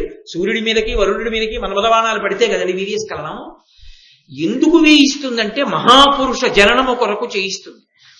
ఆ వీర్యము వారి ధర్మపత్నుల ఎందే ఎందుకు వాళ్ళు విడిచిపెట్టారు అంటే వాళ్ళు కూడా ఆ తేజస్సుని పట్టలేరు. కాబట్టి ఇప్పుడు ఆ తేజస్సు భూమి మీద పడిపోతే ఊర్వశి విష్ణువు యొక్క ఊరువుల నుండి వచ్చినది కనుక ఆమె గ్రహించింది మహాపురుష జననము కొరకు జరిగింది, దానికి నేను నిమిత్తమయ్యాను. కాబట్టి ఆవిడ తీసుకెళ్లి కుంభంలో పెట్టి, ఇది భగవంతుని యొక్క అనుగ్రహం. అందుకే వాళ్ళ జననమునకు సామాన్య జననంలా ఉండదు. ఒక్క పరమేశ్వరుడు జరాయుజములుగా, అండజములుగా, స్వేదజములుగా, ఉద్భుజములుగా సృజించగలిగిన వాడు ఆయన సంకల్పం అయితే కుంభంలోంచి ఎందుకు సృష్టించలేడు. కాబట్టి ఇప్పుడు కుంభ సంభవులై అందులోంచి బయటకు వచ్చారు అగస్త్యుడు, వశిష్ఠుడు. అందుకే వాళ్ళిద్దరూ కూడా అమిత తేజోవంతులు. వాళ్ళిద్దరి యొక్క స్పర్శ లేకుండా ఏ పురాణం ఉండదు, ఏ వంశం ఉండదు. అంతటి మహాపురుషులయ్యారు. రామచంద్రమూర్తి అంతటి వాడికి గురుస్థానంలో ఉన్నారు వశిష్ఠ మహర్షి. కాబట్టి అందుకని అంటున్నారు మహానుభావుడు విష్ణువు, వరుణ జలంబుల మిత్రావరుణ తనూజుండు వీర్యవంతుండై చెచ్చెర త్రావనోపు ఇందరు అరుగుడు ప్రార్థింపుడు అమ్మహత్తును అగస్త్యున్. మీరందరూ వెళ్ళండి అగస్త్యుడి దగ్గరికి, ఆయన్ని ప్రార్థించండి. అందుకే ఆయన చాలా చిత్రమైన రీతిలో పరదేవతానుగ్రహంగా సృజింపబడ్డాడు. ఆయన తాగగలడు సముద్ర జలాన్ని. ఇప్పుడు రోమశ మహర్షి ధర్మరాజుని ఈ విషయం చెప్తూ ఒక మాట అన్నారు. ఆ దేవతలందరూ కూడా అగస్త్య మహర్షి దగ్గరికి బయలుదేరుతూ మనసులో అనుకున్నారట, అవునులే ఆయన సముద్ర జలాల్ని తాగలేకపోవడం ఏమిటి, వింధ్య పర్వతాన్నంతటి దాన్ని అణిచినవాడు కదా అనుకున్నారట. అనుకున్నారయ్యా వాళ్ళు వెడుతూ అగస్త్యుడిని సముద్ర జలాలన్నీ తాగమని అడగడానికి బయలుదేరుతూ, అవునులే అంతశక్తి సంపన్నుడే వింధ్య పర్వతాన్ని అణిచినవాడు కదా అనుకున్నారు అన్నాడు రోమశ మహర్షి ధర్మరాజు గారితో తీర్థయాత్ర చేయిస్తూ. మీరు మళ్ళీ వెనక్కి వస్తుండాలి ఒక్కొక్కసారి. అంటే ధర్మరాజు గారు అన్నాడు, ఆగండి ఆగండి ఆగండి ఆగండి, వింధ్య పర్వతాన్ని కూడా అణిచాడు అగస్త్యుడు ఒకసారి, ఏదో ఆ కథ కూడా నాకు చెప్పండి అన్నాడు. అంటే మళ్ళీ ఇప్పుడు సముద్రం దగ్గరికి ఎడుతున్న వాళ్ళ దగ్గర నుంచి అగస్త్యుడు వింధ్య పర్వతాన్ని అణిచిన వైపుకి కథ తిరిగిపోతాడు. కాబట్టి ఇప్పుడు వెంటనే రోమశ మహర్షి అన్నారు, ఒకానొకప్పుడు వింధ్య పర్వతానికి కోపం వచ్చింది. ఎందుకు కోపం వచ్చిందో తెలుసా? నిమ్మి ఇరుండు మేరుధరణీధరనాథు ప్రదక్షిణంబుగా ద్రిమ్మరుచున్న చూచి పటు దీధితికింగర మల్గి వింధ్యశైలం మనియన్ దినేంద్ర అచల ప్రభునన్ను ప్రదక్షిణంబు నిచ్చమ్మున చేయకేల మతి తప్పితివి మేరువు పల్వ నీటికిన్. ఆ వింధ్య పర్వతం అంది, ఏమయ్యా భూమి మీద ఉండేటటువంటి పర్వతాలన్నిటిలోకి నేను గొప్పదాన్ని కదా, నువ్వు నాకు ప్రదక్షిణంగా తిరగకుండా మేరు పర్వతానికి ప్రదక్షిణంగా తిరుగుతుంటావు, అలా తిరిగితే దాని గొప్పతనం ఎక్కువైంది కదా, ఏమి భూప్రపంచంలో ఉన్న పర్వతాలలో గొప్పదాన్నైనటువంటి నా శిఖరాల చుట్టూ నువ్వు ప్రదక్షిణం చేయకూడదా, ఎందుకు చెయ్యవు అని అడిగింది. ఎవరికి ప్రదక్షిణం చేశామో వారు గొప్పవారని గుర్తు కాదు. దేవాలయానికి ప్రదక్షిణం చేస్తాం ఎందుకని? ఆయన పరమేశ్వరుడని గుర్తు. గురువు గారు కనబడితే ప్రదక్షిణంగా వెడతారు ఎందుకని? గురువు గారు పూజనీయుడని గుర్తు. తల్లిదండ్రులు కనబడితే ప్రదక్షిణంగా వెడతారు ఎందుకని? తల్లిదండ్రులు గొప్పవారని గుర్తు. ఎవరికి ప్రదక్షిణంగా మనం పెడుతున్నామో వీరికి వారు గొప్పవారని అర్థమవుతుంది. సూర్యనారాయణుడే మేరు పర్వతానికి ప్రదక్షిణంగా పెడుతున్నాడంటే, మేరు పర్వతానికి ప్రదక్షిణంగా సూర్యుడు ఒక్కడే కాదు, నవగ్రహాలు మేరు పర్వతానికే ప్రదక్షిణం చేస్తాయి. ఇందులో చిత్రం ఏమిటంటే అన్ని గ్రహాలు సవ్య ప్రదక్షిణం చేస్తాయి, ఒక్క రాహుకేతువులు మాత్రం అపసవ్య ప్రదక్షిణం చేస్తారు. అందుకే ఏదైనా క్షేత్రంలోకి సవ్యంగా వెళ్లకుండా అపసవ్యంగా వెడితే అది రాహుకేతువులకు ప్రీతిపాత్రమైన క్షేత్రం. అక్కడికి వెడితే రాహుకేతువులు శాంతి పొందుతారని గుర్తు. అందుకే మీరు ఏ క్షేత్రంలోకి వెళ్ళండి సవ్యంగా వెడతారు. అంటే సవ్యంగా అంటే ఎడంచేతి పక్క నుంచి తిరిగి లోపలికి వెడతాం. ఒక్క శ్రీకాళహస్తి క్షేత్రంలోకి ప్రవేశించినప్పుడు మాత్రం అపసవ్యంగా వెడతాం. అలా ఎందుకు పెడతారంటే అక్కడ రాహుకేతు పూజలు ఉన్నాయి, ఆ క్షేత్రంలో రాహుకేతువులు ప్రీతి పొందుతారు. కాబట్టి అంతటి పరమోత్కృష్టమైనటువంటి క్షేత్రం కనుక అదిగో అక్కడ రాహుకేతువులు అప్రదక్షిణంగా తిరుగుతారు. మేరుకి మనం కూడా అప్రదక్షిణంగా తిరిగి దేవాలయంలోకి వెడతాం. కానీ మీరు సత్యనారాయణ వ్రత కథని వినండి. సత్యనారాయణ వ్రత కథలో మంటపంలోకి నవగ్రహాల్ని పిలుస్తారు. నవగ్రహాల్ని పిలిచినప్పుడు చదివేటటువంటి శ్లోకాలు జాగ్రత్తగా వింటే మీకు అర్థమవుతుంది. సూర్యుడి దగ్గర నుంచి పిలుస్తారు. పిలుస్తున్నప్పుడు చెప్తారు, మేరువుకి ప్రదక్షిణంగా వస్తున్నాడు, అదిగో ఎర్రటి బట్టలు కట్టుకుని ఎర్రటి మాలలు వేసుకుని ఫలానా రథ పతాకములతోటి, దానితో పాటుగా ఆయన మిగిలినటువంటి దేవతలతోటి కలిసినటువంటి వాడై భార్యా బిడ్డలతో వస్తున్నాడంటే, ఆ వచ్చినటువంటి వాడిని కూర్చోమనడానికి భార్య పోక చెక్క అక్షత డబ్బు ఇస్తే ఆవాహయామి స్థాపయామి పూజయామి అని అక్కడ పెడితే వచ్చి ఆ మంటపంలోకి వాళ్ళు దిగుతారు. ఆ విమానం దిగి కూర్చుంటుంది. అందుకే మంటపాన్ని అలా వేసి పిలుస్తారు. ఒక్క రాహుకేతువుల్ని పిలిచినప్పుడు మాత్రం అప్రదక్షిణంగా వస్తున్నారు మేరు పర్వతానికి అని పిలుస్తారు. కాబట్టి సూర్యుడు మేరు పర్వతానికి ప్రదక్షిణం చేసి తిరుగుతూ ఉంటాడు. వింధ్యుడికి అందుకు కోపం వచ్చింది, నా చుట్టూ ఎందుకు తిరగవు నువ్వు అన్నాడు. సూర్యుడు అన్నాడు, అనవరతము విధియోగంబున ఏ ద్రిమ్మరుదు అమరభూధరము ప్రియంబున ఆత్మీచ్ఛయనర్పగా చనదపుడు అలిగి వింధ్యశైలంబంతన్. ఏమయ్యా, నేను మేరు పర్వతానికి ప్రదక్షిణం చేస్తున్నటువంటి మాట వాస్తవమే, కానీ నేను అలా ఎందుకు తిరుగుతూ ఉంటానో తెలుసా? అనవరతము విధియోగంబున ఏ ద్రిమ్మరుదు. బ్రహ్మగారి యొక్క ఆదేశం అది. సృష్టి ప్రారంభంలో సూర్యుడు ఇలా తిరగాలి అని ఆయన నిర్ణయం చేశాడు. ఆయన ఎలా నిర్ణయం చేశాడో నేను అలాగే తిరగాలి. అందుకని నేను అలాగే తిరుగుతాను. నీ మీద తక్కువని కాదు, ఆయన మీద ఎక్కువని కాదు. బ్రహ్మగారు ఎలా చెప్పారో అలా తిరగాలి. నదులకి మార్గాలు ఉంటాయి, అవి బ్రహ్మగారు నిర్ణయం చేశాడు ఇలా వెళ్ళాలని. నది ఆ మార్గంలోనే వెడుతుంది బ్రహ్మగారిని గౌరవించి. కాబట్టి నేను ఆ మార్గంలో వెళ్ళాలి తప్ప ఇంకో మార్గంలో నేను వెళ్ళకూడదు. కాబట్టి అలా వెడుతుంటానయా నేను. అందుకని నీకు ప్రదక్షిణం చేస్తూ వెళ్ళడం నాకు కుదరదు అన్నారు. అంటే వింధ్య పర్వతానికి కోపం వచ్చింది. నాకు ప్రదక్షిణం చేయవా అనేది తిన్నగా పెరిగిపోయి ఆకాశాన్ని స్పృశిస్తూ నిలబడిపోయింది. ఇక సూర్యచంద్రుల యొక్క గమనానికి అడ్డొచ్చింది. అడ్డొస్తే ఇక సూర్యచంద్రుల యొక్క గతులు లేవు. గతులు లేకపోతే రేయింబవళ్ళు ఋతువులు ఇవేమీ ఏర్పడడం మానేశాయి. లోకంలో చీకటి పగలు ఈ రెండిటి యందు అవ్యవస్థ ఏర్పడింది. అప్పుడు అందరూ సృష్టి క్రమానికి విఘాతం వచ్చింది. బ్రహ్మగారు చేసిన సృష్టి గతి తప్పిపోయింది. ఎక్కడ ఎవరు పగలు చెప్పాలో రాత్రి చెప్పాలో తెలియనటువంటి పరిస్థితి అంకురించింది. అందుకని దేవతలందరూ కలిసి మళ్ళీ వెళ్ళి బ్రహ్మగారిని ప్రార్థించారు. ఎలాగా? ఆయన అన్నాడు, అగస్త్యుణ్ణి ప్రార్థించండి, ఆయన దీనికి పరిష్కారం చేస్తాడు. గబగబా అగస్త్య మహర్షి దగ్గరికి వెళ్ళారయ్యా, మీరే దీనికి పరిష్కారం చేయాలి, మీరేమీ బెంగ పెట్టుకోకండి, నేను పరిష్కారం చేస్తాను అన్నారు. అంటే దేవతలు ఆయన దగ్గరికి వెళ్ళి భువన వ్యవహారంబునకు వ్యవధానం బయ్య వింజవర్ధనమున అద్దివసకర రజనికర గతులు అవిహితమగునట్లు చేయు అమరమునీంద్ర. సూర్యచంద్రుల యొక్క గతులు మళ్ళీ ప్రకాశించేటట్టుగా చెయ్యవలసింది, లోకాల యొక్క వ్యవస్థని నిలబెట్టు అని ప్రార్థించారు. ప్రార్థిస్తే అగస్త్య మహర్షి దక్షిణ దిక్కుకి లోపాముద్రతో కలిసి యాత్రకి వెడుతున్న వాడిలా వెళ్ళాడు. అగస్త్యుణ్ణి చూడగానే వింధ్య పర్వతానికి కూడా భయమే. మహానుభావుడు వస్తున్నాడు, కొంచెం పొట్టిగా ఉంటారు అగస్త్య మహర్షి.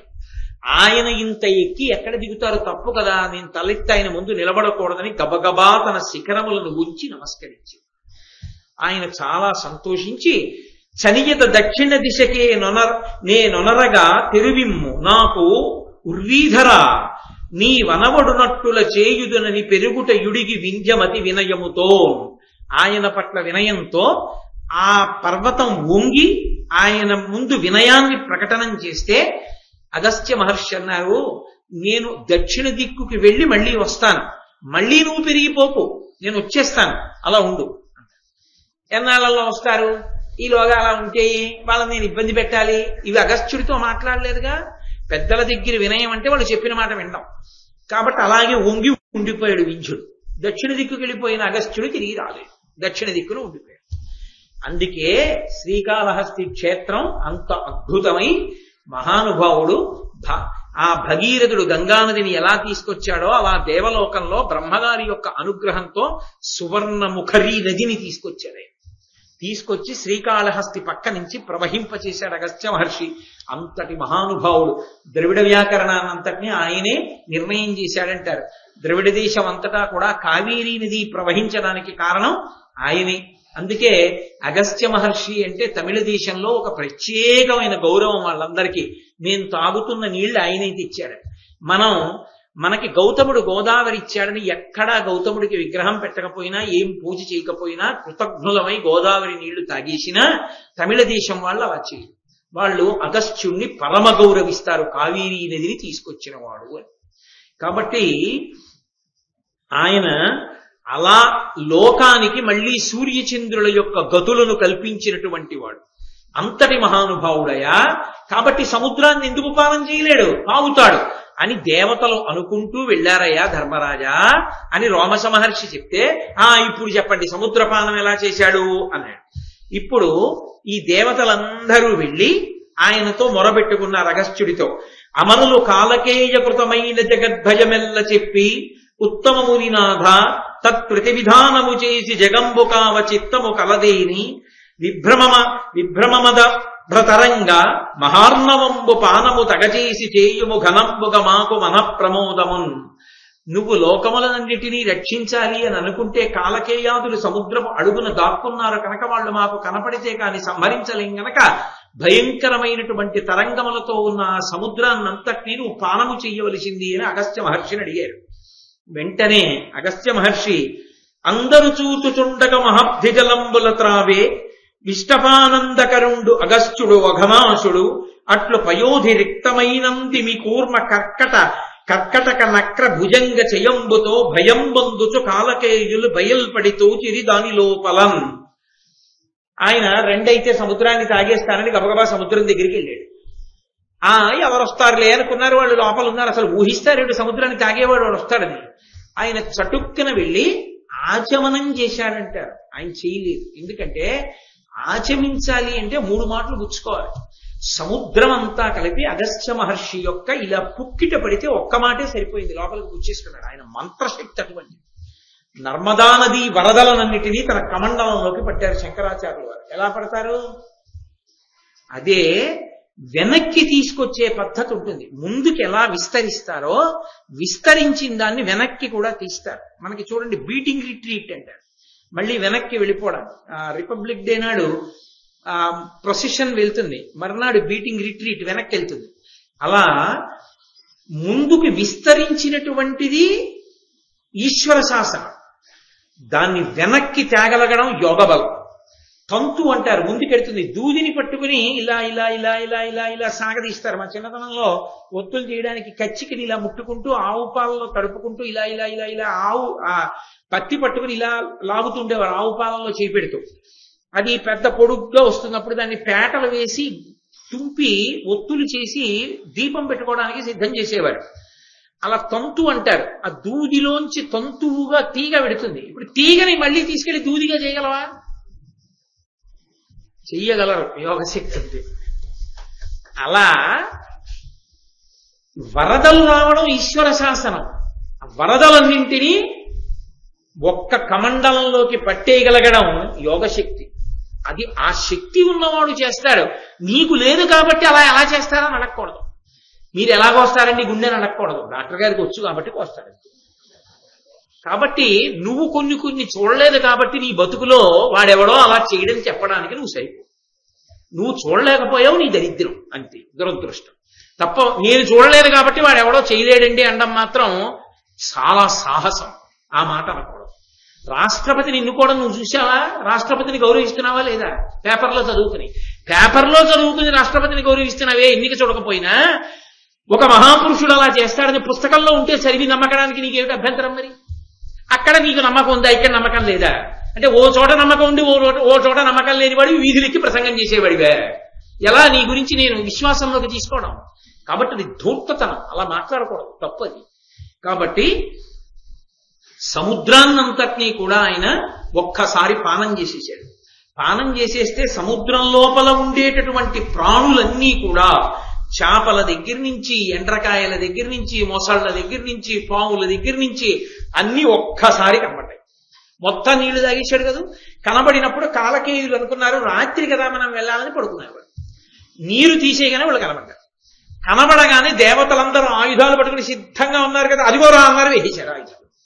వెయ్యగానే కాలకేయాది రాక్షసులందరూ చనిపోయారు, కొందరు ఓడిపోయారు, కొందరు పారిపోయారు, కొందరు పాతాళ లోకంలోకి వెళ్ళిపోయారు.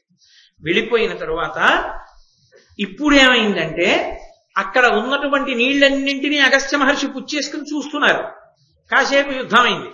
యుద్ధం అంతా అయిపోయిన తర్వాత వాళ్ళందరూ పారిపోయారు, చచ్చిపోయారు, ఆ గొడవంతా తీరిపోయింది అమ్మాయి అనుకుని, ఇంత పెద్ద బురద ఇది ఇలా ఉండకూడదు, మళ్ళీ సముద్రం ఉండాలి కదా అని చెప్పి అగస్త్య మహర్షిని అన్నారు, అయ్యా మీరు వదిలిపెట్టేసేయండి, తాగిన నీళ్లు మళ్ళీ వదిలిపెట్టేస్తే సముద్రాలు నిండిపోతాయి అన్నాడు. ఆయన అన్నాడు, మున్న జీర్ణంబయ్య మున్నీటి నీరు నా కడుపున, నేనింకా బడయనేర జలరాశి నిండంగ జలముండు నావుడు అమరులు మునులును కమల గర్భుగానంగదని దేవా మీనాకరంబేమి తెరగున నిండు మా కెరుగ చెప్పుమా అని నా విన్నపంబు చేసిన పెద్ద పొద్దు చింతించి వారలకు విరించి ఎనియే వనది పెద్ద కాలమున భగీరథుడను వాడు ఇంచుగాని వసుధ నరులు పూని దీని నింపగానోపరణవుడు అమరవరులు మునులు అరిగి గలినా.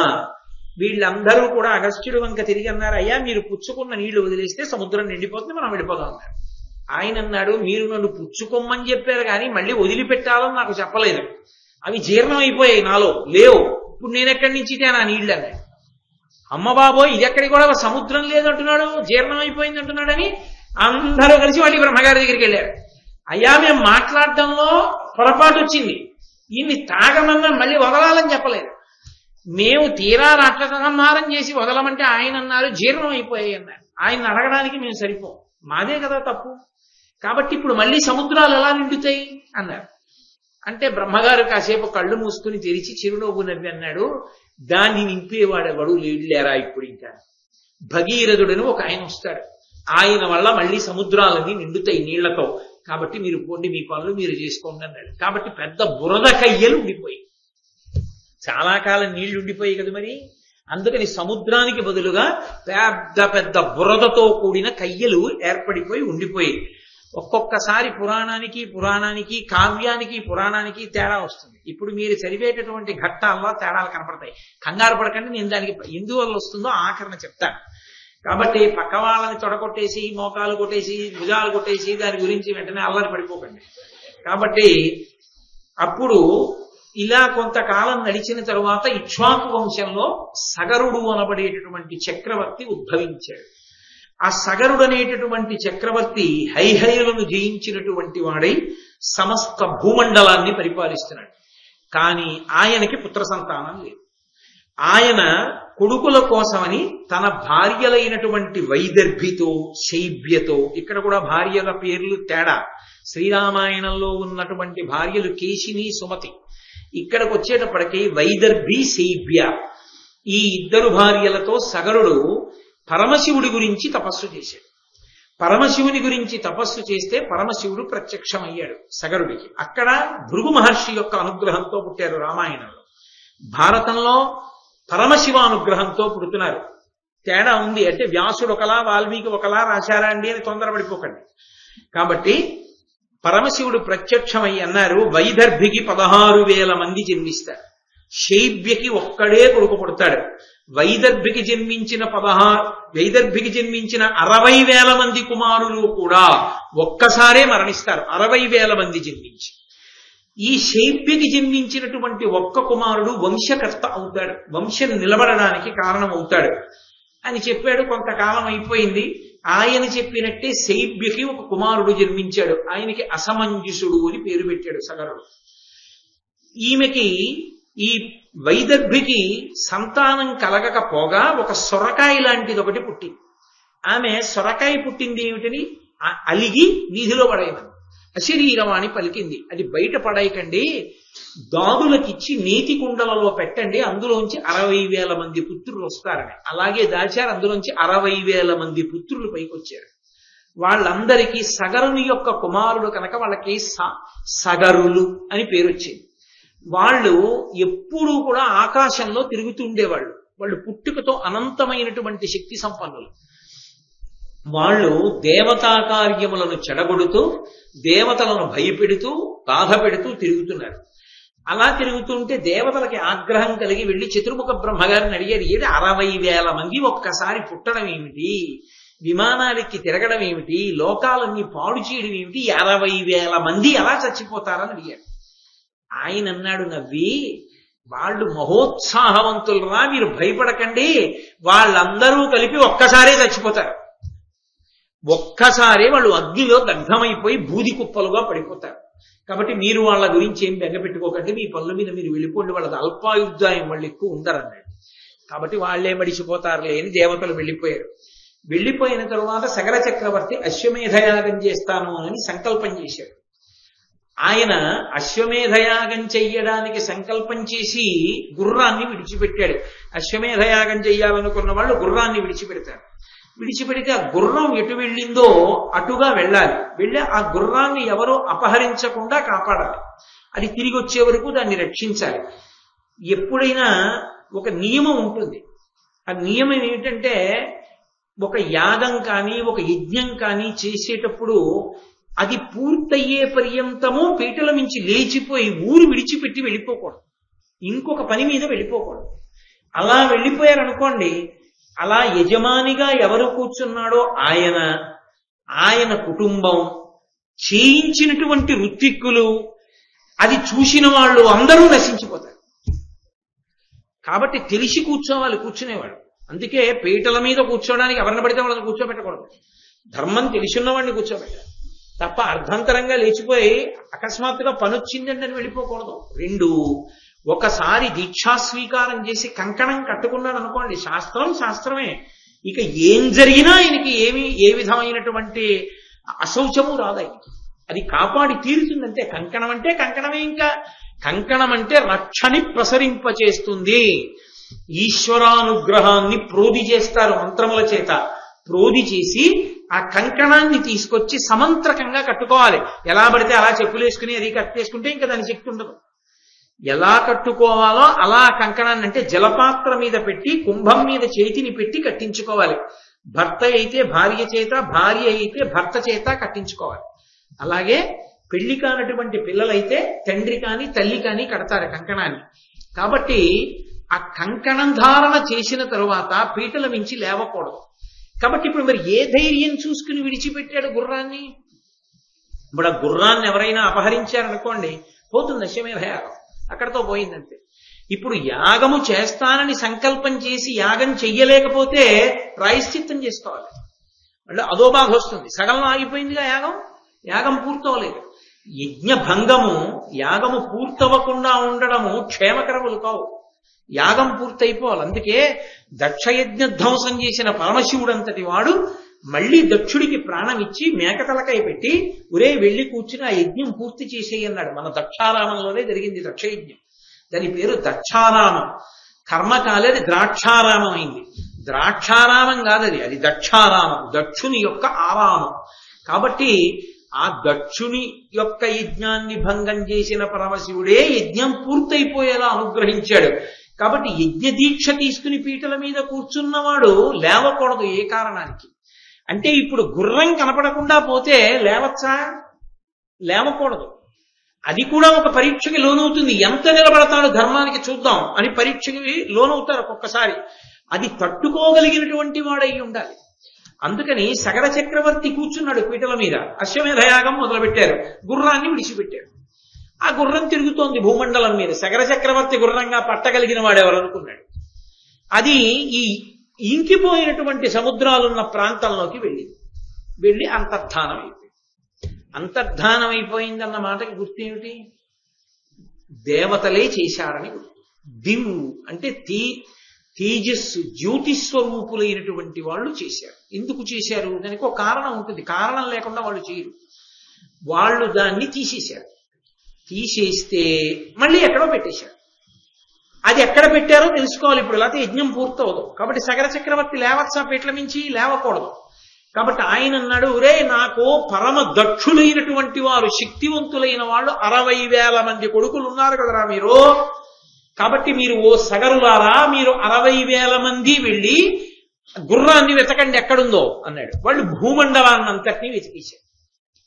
ఎక్కడా గుర్రం కనపడలేదు. ఎక్కడా గుర్రం కనపట్టలేదంటే ఈ లోకంలో లేదు గుర్రం, ఇంకెక్కడుంటుంది? ఉంటే ఊర్ధ్వలోకాల్లో ఉండాలి, లేకపోతే పాతాళ లోకంలో ఉండాలి. సాధారణంగా యజ్ఞభంగం ఎవరు చేస్తారు? రాక్షసులు చేస్తారు. రాక్షసులు ఎక్కడుంటారో పాతాళ లోకంలో ఉంటారు. కాబట్టి పాతాళంలో వెతుకుతాను రండి అన్నారు. పాతాళానికి ఎలా పెడతారు? భూమిని తవ్వేయాలి. తవ్వాలి అంటే కొంచెం నీళ్ళవి పోసి కాస్త మెత్తమెత్తగా ఉందనుకోండి, తవ్వేయడం తేలిక. ఒరే ఎలాగో నీళ్లు ఎండిపోయాయి, బురద బురదగా ఉంది, ఇక్కడ గోతులు తవ్వుదాని రండి అన్నారు. అని వాళ్ళు ఇంకిపోయిన సముద్రాల దగ్గర గోతులు పెట్టి పాతాళ లోకానికి వెళ్ళారు. వీళ్ళు దేవతల్ని ఇబ్బంది పెడుతున్నారనే కదూ దేవతల వ్యూహం. ఈ లోకమునంతటినీ కూడా తనదిగా భరించేటటువంటి శ్రీ మహావిష్ణువు కపిల మహర్షి రూపంలో పాతాళ లోకంలో కూర్చుని ఆయన తపస్సు చేసుకుంటారు ఆ టైంలో. అంటే ఆయన అప్పటికి ఆ అవతార స్వీకారం చేసి ఉన్నారు. అవతారము అంటే ఒక్కొక్క ప్రయోజనం కోసం ఒక్కొక్కసారి ఆయన భూమండలానికి వస్తారు. ఆయన అప్పుడు ఒక ప్రయోజనానికి వచ్చారు, ఏదో దేవహూతి కర్దములకు. అందులో దేవహూతికి ప్రత్యేకంగా జ్ఞానబోధ చేయడం కోసం వచ్చింది కపిలావతారం. దానితో పాటుగా తను సృజించినటువంటి భూమిని పాడు చేస్తున్నటువంటి ఈ సగరుల జోలికి వెళ్ళి ఆ సగరుల్ని సంహరించడానికి కూడా ఆయన వచ్చాడు. కాబట్టి ఆయన తపస్సు చేసుకుంటూ కూర్చున్నాడు. మంచి జ్ఞానము కలిగిన వాడిగా ఆవిర్భవించి ఉన్నాడు కనుక ఆ సమయంలో. భూమి జోలికి వెడితే ఒకటి భగవానుడు అంగీకరించడు విష్ణు. ఎందుచేత అంటే భూమికి ఒక రహస్యం ఉంటుంది. పృథివీ సూక్త భూసూక్తం అని ప్రత్యేకంగా జరుగుతుంటారు. దానికి వసుంధర అని పేరు. సమస్త ఐశ్వర్యమునకు గని ఏది అంటే భూమి. ఈ భూమియే సమస్తమునకు ఆధారం. మనం నిలబడ్డామంటే భూమి మీదే, ఇల్లు కట్టుకుంటే భూమి మీదే, తినాలంటే భూమిలోంచే రావాలి, ఏదైనా భోగం అనుభవించాలంటే భూమిలోంచి వచ్చిందే భోగానికి కారణం. ఓ మంచం మీద పడుకోవాలనుకోండి, ఓ చెట్టు భూమిలోంచి వస్తే చెట్టునే మంచంగా మార్చుకుని పడుకోవాలి. ఓ కుర్చీ చేయించుకోవాలంటే కొయ్య కావాలంటే చెట్టు ఉండాలి. ఓ కారు చేయించుకోవాలంటే ఇనుము రావాలంటే గనిలోంచి భూమిలోంచి రావాలి. కారు పరిగెత్తాలంటే పెట్రోల్ కావాలంటే భూమిలోంచి రావాలి. సమస్త ఐశ్వర్యములకు గని భూది. ఆఖరికి పడిపోయిన వాడు కూడా చిట్ట చివరికి భూమిలోకే వెళ్ళిపోతాడు. మలమూత్రములు ఆమె ముఖం మీద విసర్జించిన నా బిడ్డలని ఆవిడ ఓర్చి పుచ్చుకుంటుంది. ఆఖరణ శరీరం పడిపోయినప్పుడు చేరిపోయేది కూడా నిజానికి ఆ తల్లి ఒడిలోకే చేరిపోతాం. అంతటి మహాస్వరూపం ఆ తల్లిది, భూదేవిది. అటువంటి భూదేవి శ్రీ మహావిష్ణువు యొక్క ఇల్లాలు,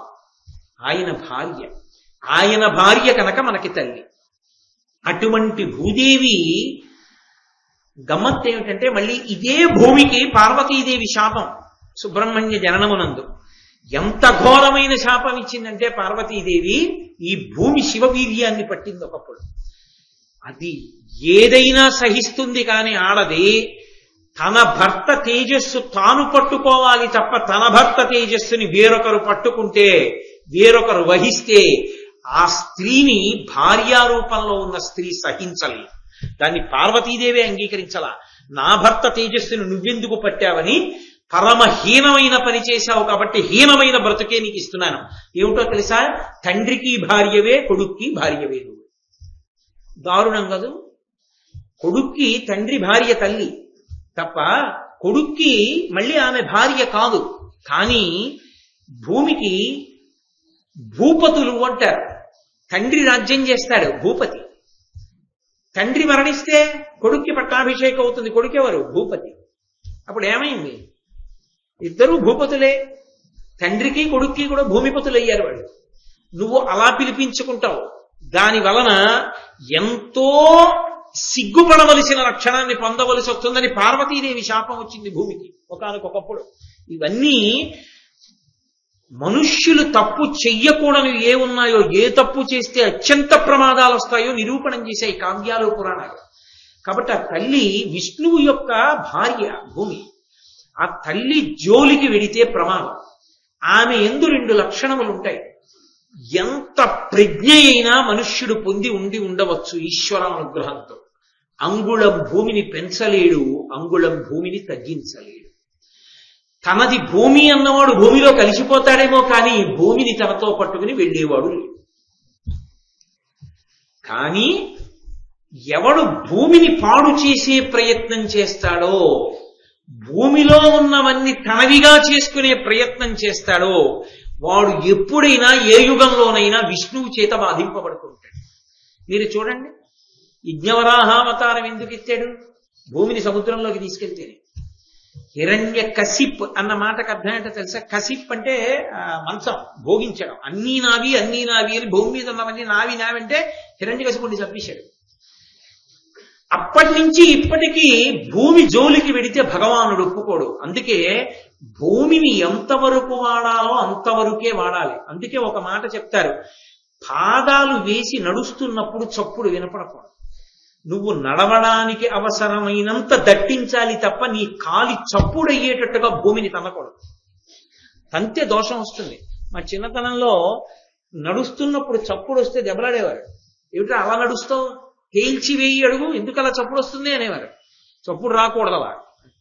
కాబట్టి భూమిని దట్టించిన చప్పుడు రాకూడదు. బతుకు లేదు కాబట్టి నడవాలంతే. అది ఆ భూమి అన్నపూర్ణాతత్వాన్ని పొందుతుంది. జనులు పెరగనివ్వండి, జంతువులు పెరగనివ్వండి, పక్షులు పెరగనివ్వండి, ఎన్ని పెరిగినా అదే భూమి ఆహారాన్ని ఇస్తుంది. అదే భూమి నివాసయోగ్యం అవుతుంది. అదే భూమి అన్నం పెడుతుంది. భూమి పెరగక్కర్లేదు. అది భూమికి ఉన్న గొప్పతనం. అది అన్నపూర్ణ తత్వము అని పిలుస్తాడు. అది లేకపోతే అసలు బ్రతుకు లేదు, ఏ ప్రాణికి బ్రతుకు లేదు. అటువంటి తల్లి అయినటువంటి భూమి జోలికి వెడితే ఆయన అంగీకరించాడు. ఆ భూమిని గోతులు తవ్వి వాళ్ళు లోపలికెళ్ళి ఆ సగరులు 60,000 మంది కూడా కపిల మహర్షి ఆశ్రమంలో వదిలేశారు గుర్రాన్ని. వాళ్ళకి ఏం కావాలి? గుర్రం కావాలి. కనపడింది, గుర్రాన్ని తీసుకుని ఇంటికి వెళ్ళిపోతే అయిపోయింది కథ. వాళ్ళు అలా అనుకోలేదు. ధూర్తతనం ఉన్నవాళ్ళు కదూ. దొంగముని ముచ్చుముని అన్నారు భారతంలో. అయితే వాళ్ళ మాటలు అనేటప్పటికీ కపిల మహర్షి కళ్ళు తెరిచి చూశారు. ఓహో, చాలా ధూర్తతనం ఉంది రోయని ఒక్కసారి హుంకారం చేసి కోపాన్ని పొందారు.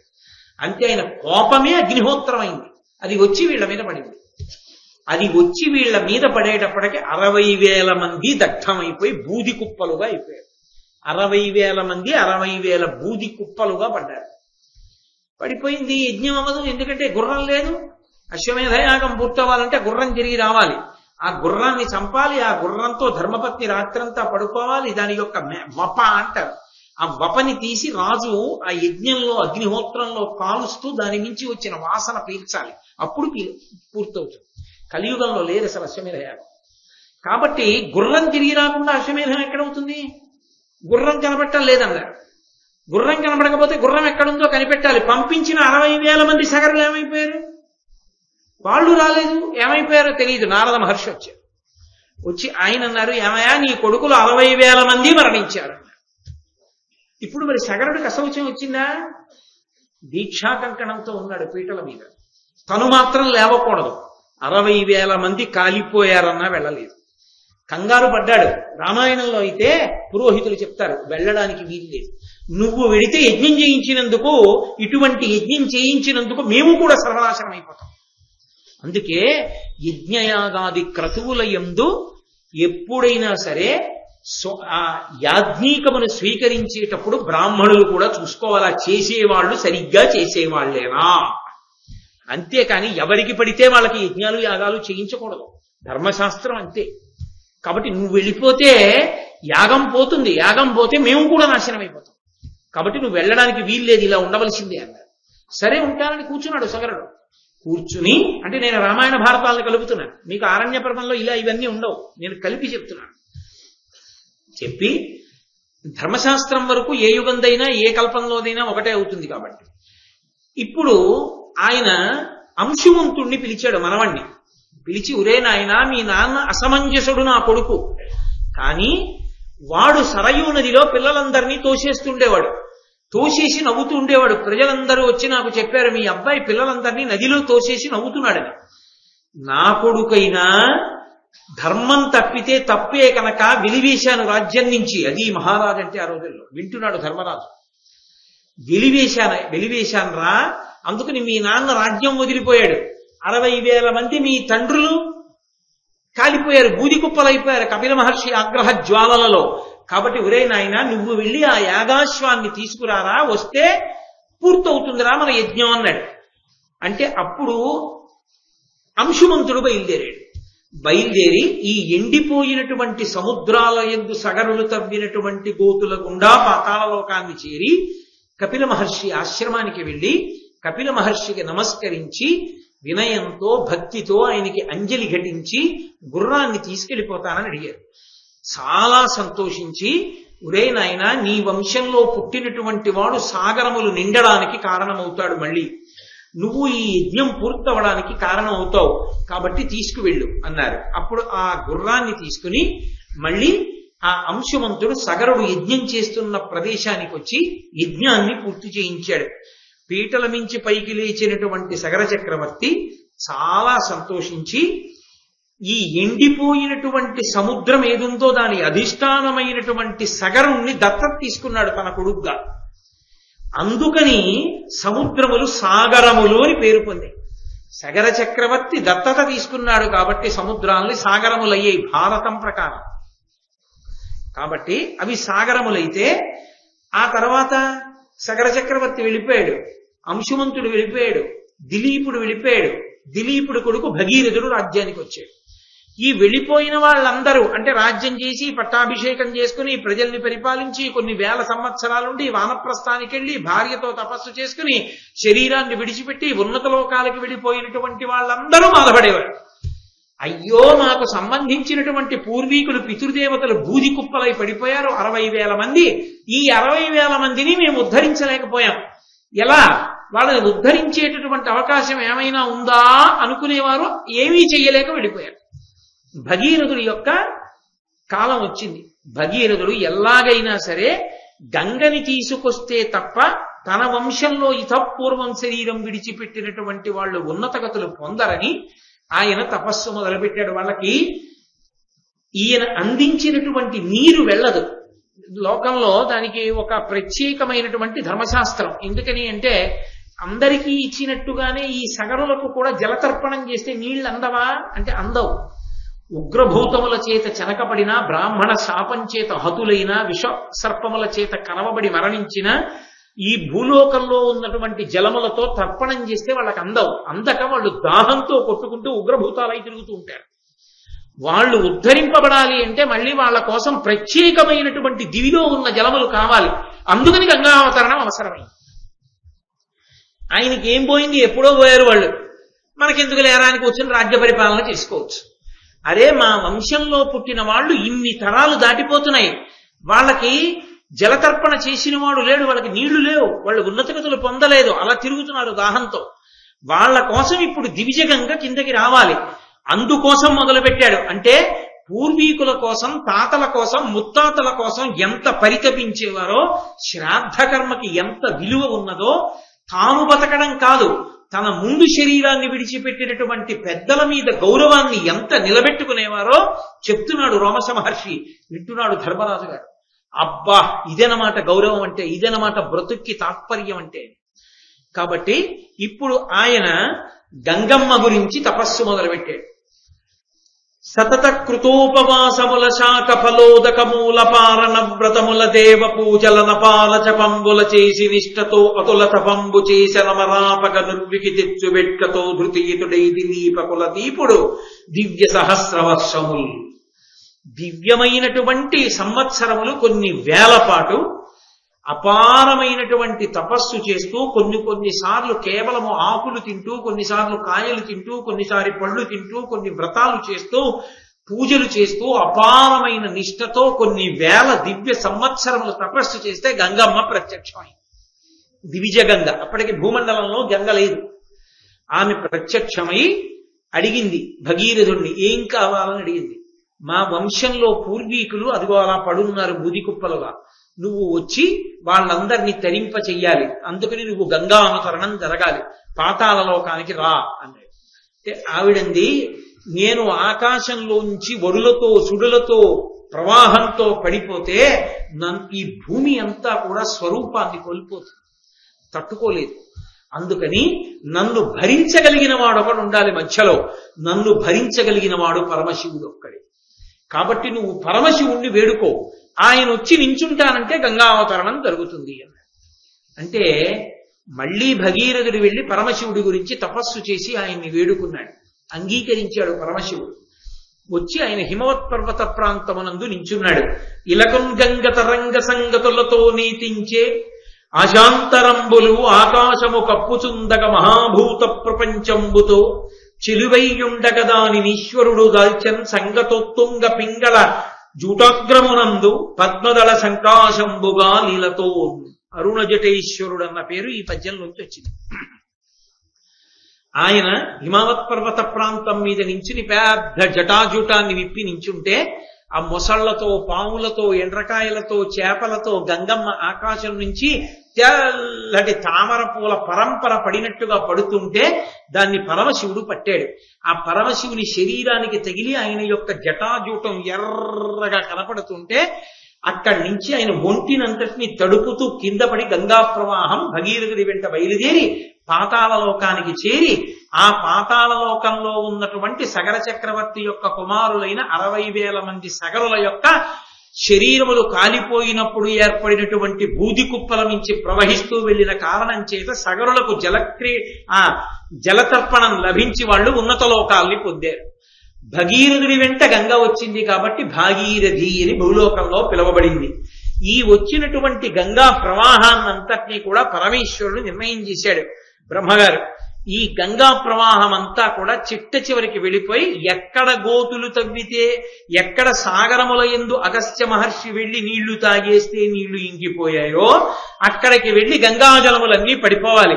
ఈ గంగా నదీ జలములతో పాటు ఇతర నదీ జలములన్నీ కూడా సాగరమునందు కలిసిపోతాయి. ఈ నదీ జలములన్నీ సాగరంలో పడిపోతే మళ్ళీ సాగరములు నీటితో నిండిపోతాయి అన్నాడు.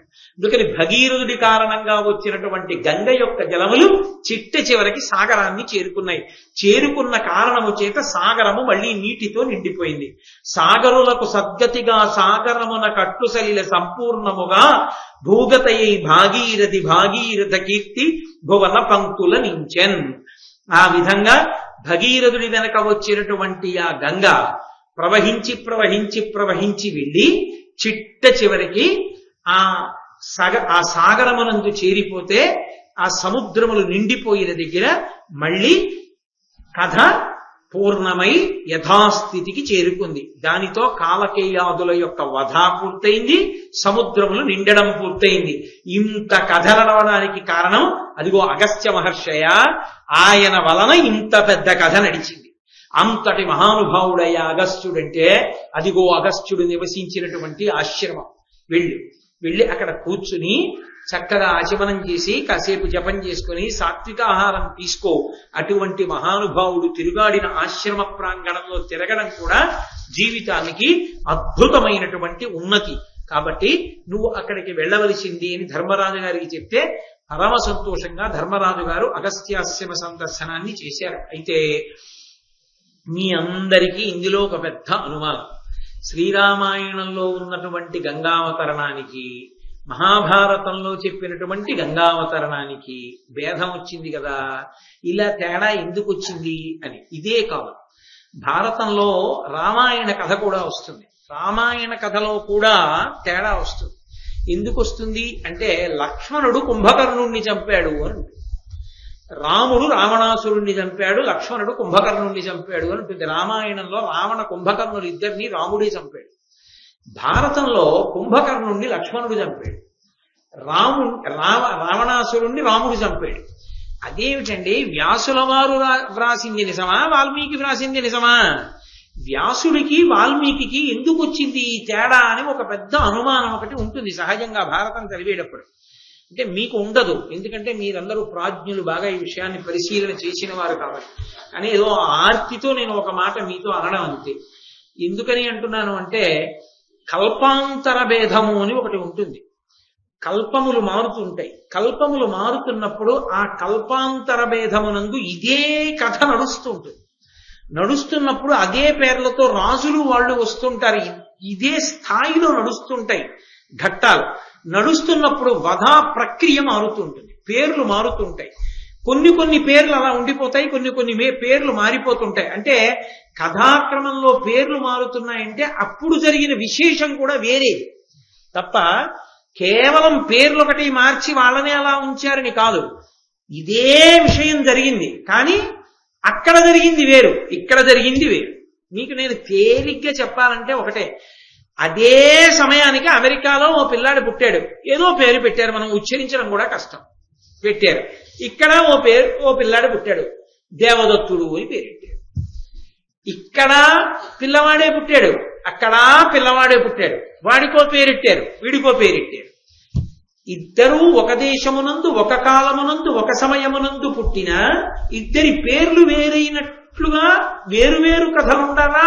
ఎలా ఉంటుందో అలా కాదు. కల్పాంతర భేదము అన్న మాటకు అర్థం ఏంటంటే, ఇప్పుడు శ్వేతవరాహ కల్పం నడుస్తోంది. ఇత పూర్వం జరిగినటువంటి కల్పాలలో ఉండేటటువంటి యుగాలలో ఇదే కథ జరుగుతుంది ఇలాగే. కానీ అప్పుడు ఉన్న సగరుని యొక్క భార్యలు వేరు కాబట్టి ఆ పేర్లు నిజం. అప్పుడు పుట్టిన పిల్లలు శివానుగ్రహంగా పుట్టిన వాళ్ళు కాబట్టి ఆ కథ వేరు, ఈ కథ వేరు. అందుకని వ్యాసుడిది కల్పాంతర కథ, వాల్మీకిది ఒక కల్పాంతర కథ. అందుకని ఇద్దరిది సత్యాలే తప్ప ఇద్దరిది ఎవరిదో ఒకటి సత్యం ఒకటి అసత్యం అని తీర్పు చెప్పకూడదు. ఇది భారతంలోనిగా రామాయణంలోది రామాయణంగా అర్థం చేసుకోవాలి. రెండు కల్పాంతర భేదాలు ఉన్న కథలని పెద్దలందరూ వ్యాఖ్యానాల్లో అదే మాట చెప్పారు. కాబట్టి ఆ విషయాన్ని దృష్టిలో పెట్టుకున్నప్పుడు వ్యాసుడు తప్ప వాల్మీకి తప్ప అన్న మాట రానే రాదు. ఇద్దరివి సత్యాలే, కల్పాంతర భేదంలో ఉన్న కథలు కనుక. కాబట్టి తరువాతి కాలంలో అదిగో ఆ విశ్వామిత్ర మహర్షి యొక్క ఆశ్రమ ప్రాంగణం దగ్గరికి వెళ్ళారు. వెళ్ళి అదొక అద్భుతం. ఆ విశ్వామిత్రుడి ఆశ్రమంలో ఇది విశ్వామిత్రుని ఆస్పదమిది కౌశికి అనంగ బరగినయది అల్లది ఋష్యశృంగుడను ముని హ్రదము అనవుడు ధర్మతనయుడమ్ముని కనియన్. ఆ విశ్వామిత్ర మహర్షి ఆశ్రమం, ఆయన ఆశ్రమానికి దగ్గరలో ప్రవహిస్తున్నటువంటి నది కౌశికీ నది. కాబట్టి ఆ నదికి ఆ విశ్వామిత్రుడికి ఎంతో అనుబంధం ఉంది. ఆ ఆశ్రమ ప్రాంగణంలోకి నువ్వు ప్రవేశించి ఆ నదిలో స్నానం చేయవయ్యా, ఎంతో అభ్యున్నతిని పొందుతావంటే చాలా సంతోషంగా ధర్మరాజు గారు ఆ కౌశికీ నదిలో స్నానం చేసి విశ్వామిత్రుని యొక్క ఆశ్రమాన్ని దర్శనం చేశాడు. ఆ పక్కనే ఋష్యశృంగ సరోవరము అనబడేటటువంటి సరోవరం కనపడింది. అందులో కూడా స్నానం చేయి, అత్యద్భుతమైన సరోవరం, అది సామాన్యం కాదన్నాడు. ఎవరు? రోమశ మహర్షి. చేస్తాను కానీ ఆ ఋష్యశృంగుడు ఎవరు, ఈ సరోవరం ఎందుకు వచ్చింది, అసలు ఆ ఋష్యశృంగుని యొక్క విశేషం ఏమిటి నాకు చెప్పవలసింది అన్నాడు.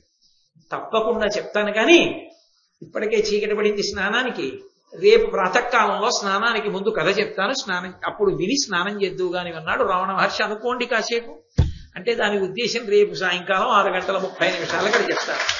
ఎందుచేత అంటే ఇప్పుడు నేను మొదలు పెట్టాను అనుకోండి, మీరు ఇంటికి వెళ్ళడం ఆలస్యం అయిపోతుంది. అదొక అద్భుతమైనటువంటి గాథ. అసలు నన్నయ్య గారి పద్యరచన అద్భుతం. ఆ ఋష్యశృంగుడు అంటే సామాన్యుడు కాడు. ఎంత గొప్పవాడంటే ఋష్యశృంగుడు అంటే, ఋష్యశృంగుడు ఉన్నటువంటి ప్రదేశం ఇప్పటికీ శృంగగిరిలో ఉంది. చిత్రం ఏంటంటే అక్కడ ఎవ్వరికీ సంతానం నిలబడేది కాదు. చంద్రశేఖర భారతీ స్వామి గారు ధ్యానం చేసి చెప్పారు, అక్కడ ఋష్యశృంగుడు ఉన్నటువంటి ప్రదేశంలో పిల్లలు బ్రతకట్లేదు కాబట్టి అక్కడ శాంతాదేవి విగ్రహాన్ని ప్రతిష్ఠ చెయ్యండి అని చెప్పారు. శాంతాదేవి విగ్రహాన్ని ప్రతిష్ఠ చేసిన తర్వాత అందరికీ పిల్లలు బతికారు. కిగ్గా అని ఇప్పటికీ మీరు శృంగేరి వెళ్తే చూడొచ్చు. ఆ ఋష్యశృంగుడు తపస్సు చేసిన ప్రదేశమే శృంగేరి క్షేత్రం ఇప్పటికీ. అసలు ఆ ఋష్యశృంగుడేమో, ఆ సరస్సేమో, దాని వైభవం ఏమిటో, అసలు ఆ విశేషాలు ఏమిటో రేపు సాయంకాలం 6:30 చక్కగా ఆదివారం కాబట్టి అందరం ప్రశాంతంగా వినొచ్చు. కృష్ణ పరమాత్మ పలికించినంత మేర రేపు మీకు పలికించి ఆ వివరాన్ని చెప్తాను. మంగళాశాసనపరై పదాచార్య పురోగమై సర్వైస్య పూర్వైరాచార్యై సత్కృతాయాస్తు మంగళం. మంగళం కోసలేంద్రాయ మహనీయ గుణాత్మనే చక్రవర్తి తనూజాయ సర్వభౌమాయ మంగళం. సర్వం శ్రీ ఉమామహేశ్వర పరబ్రహ్మార్పణమస్తు. స్వస్తి.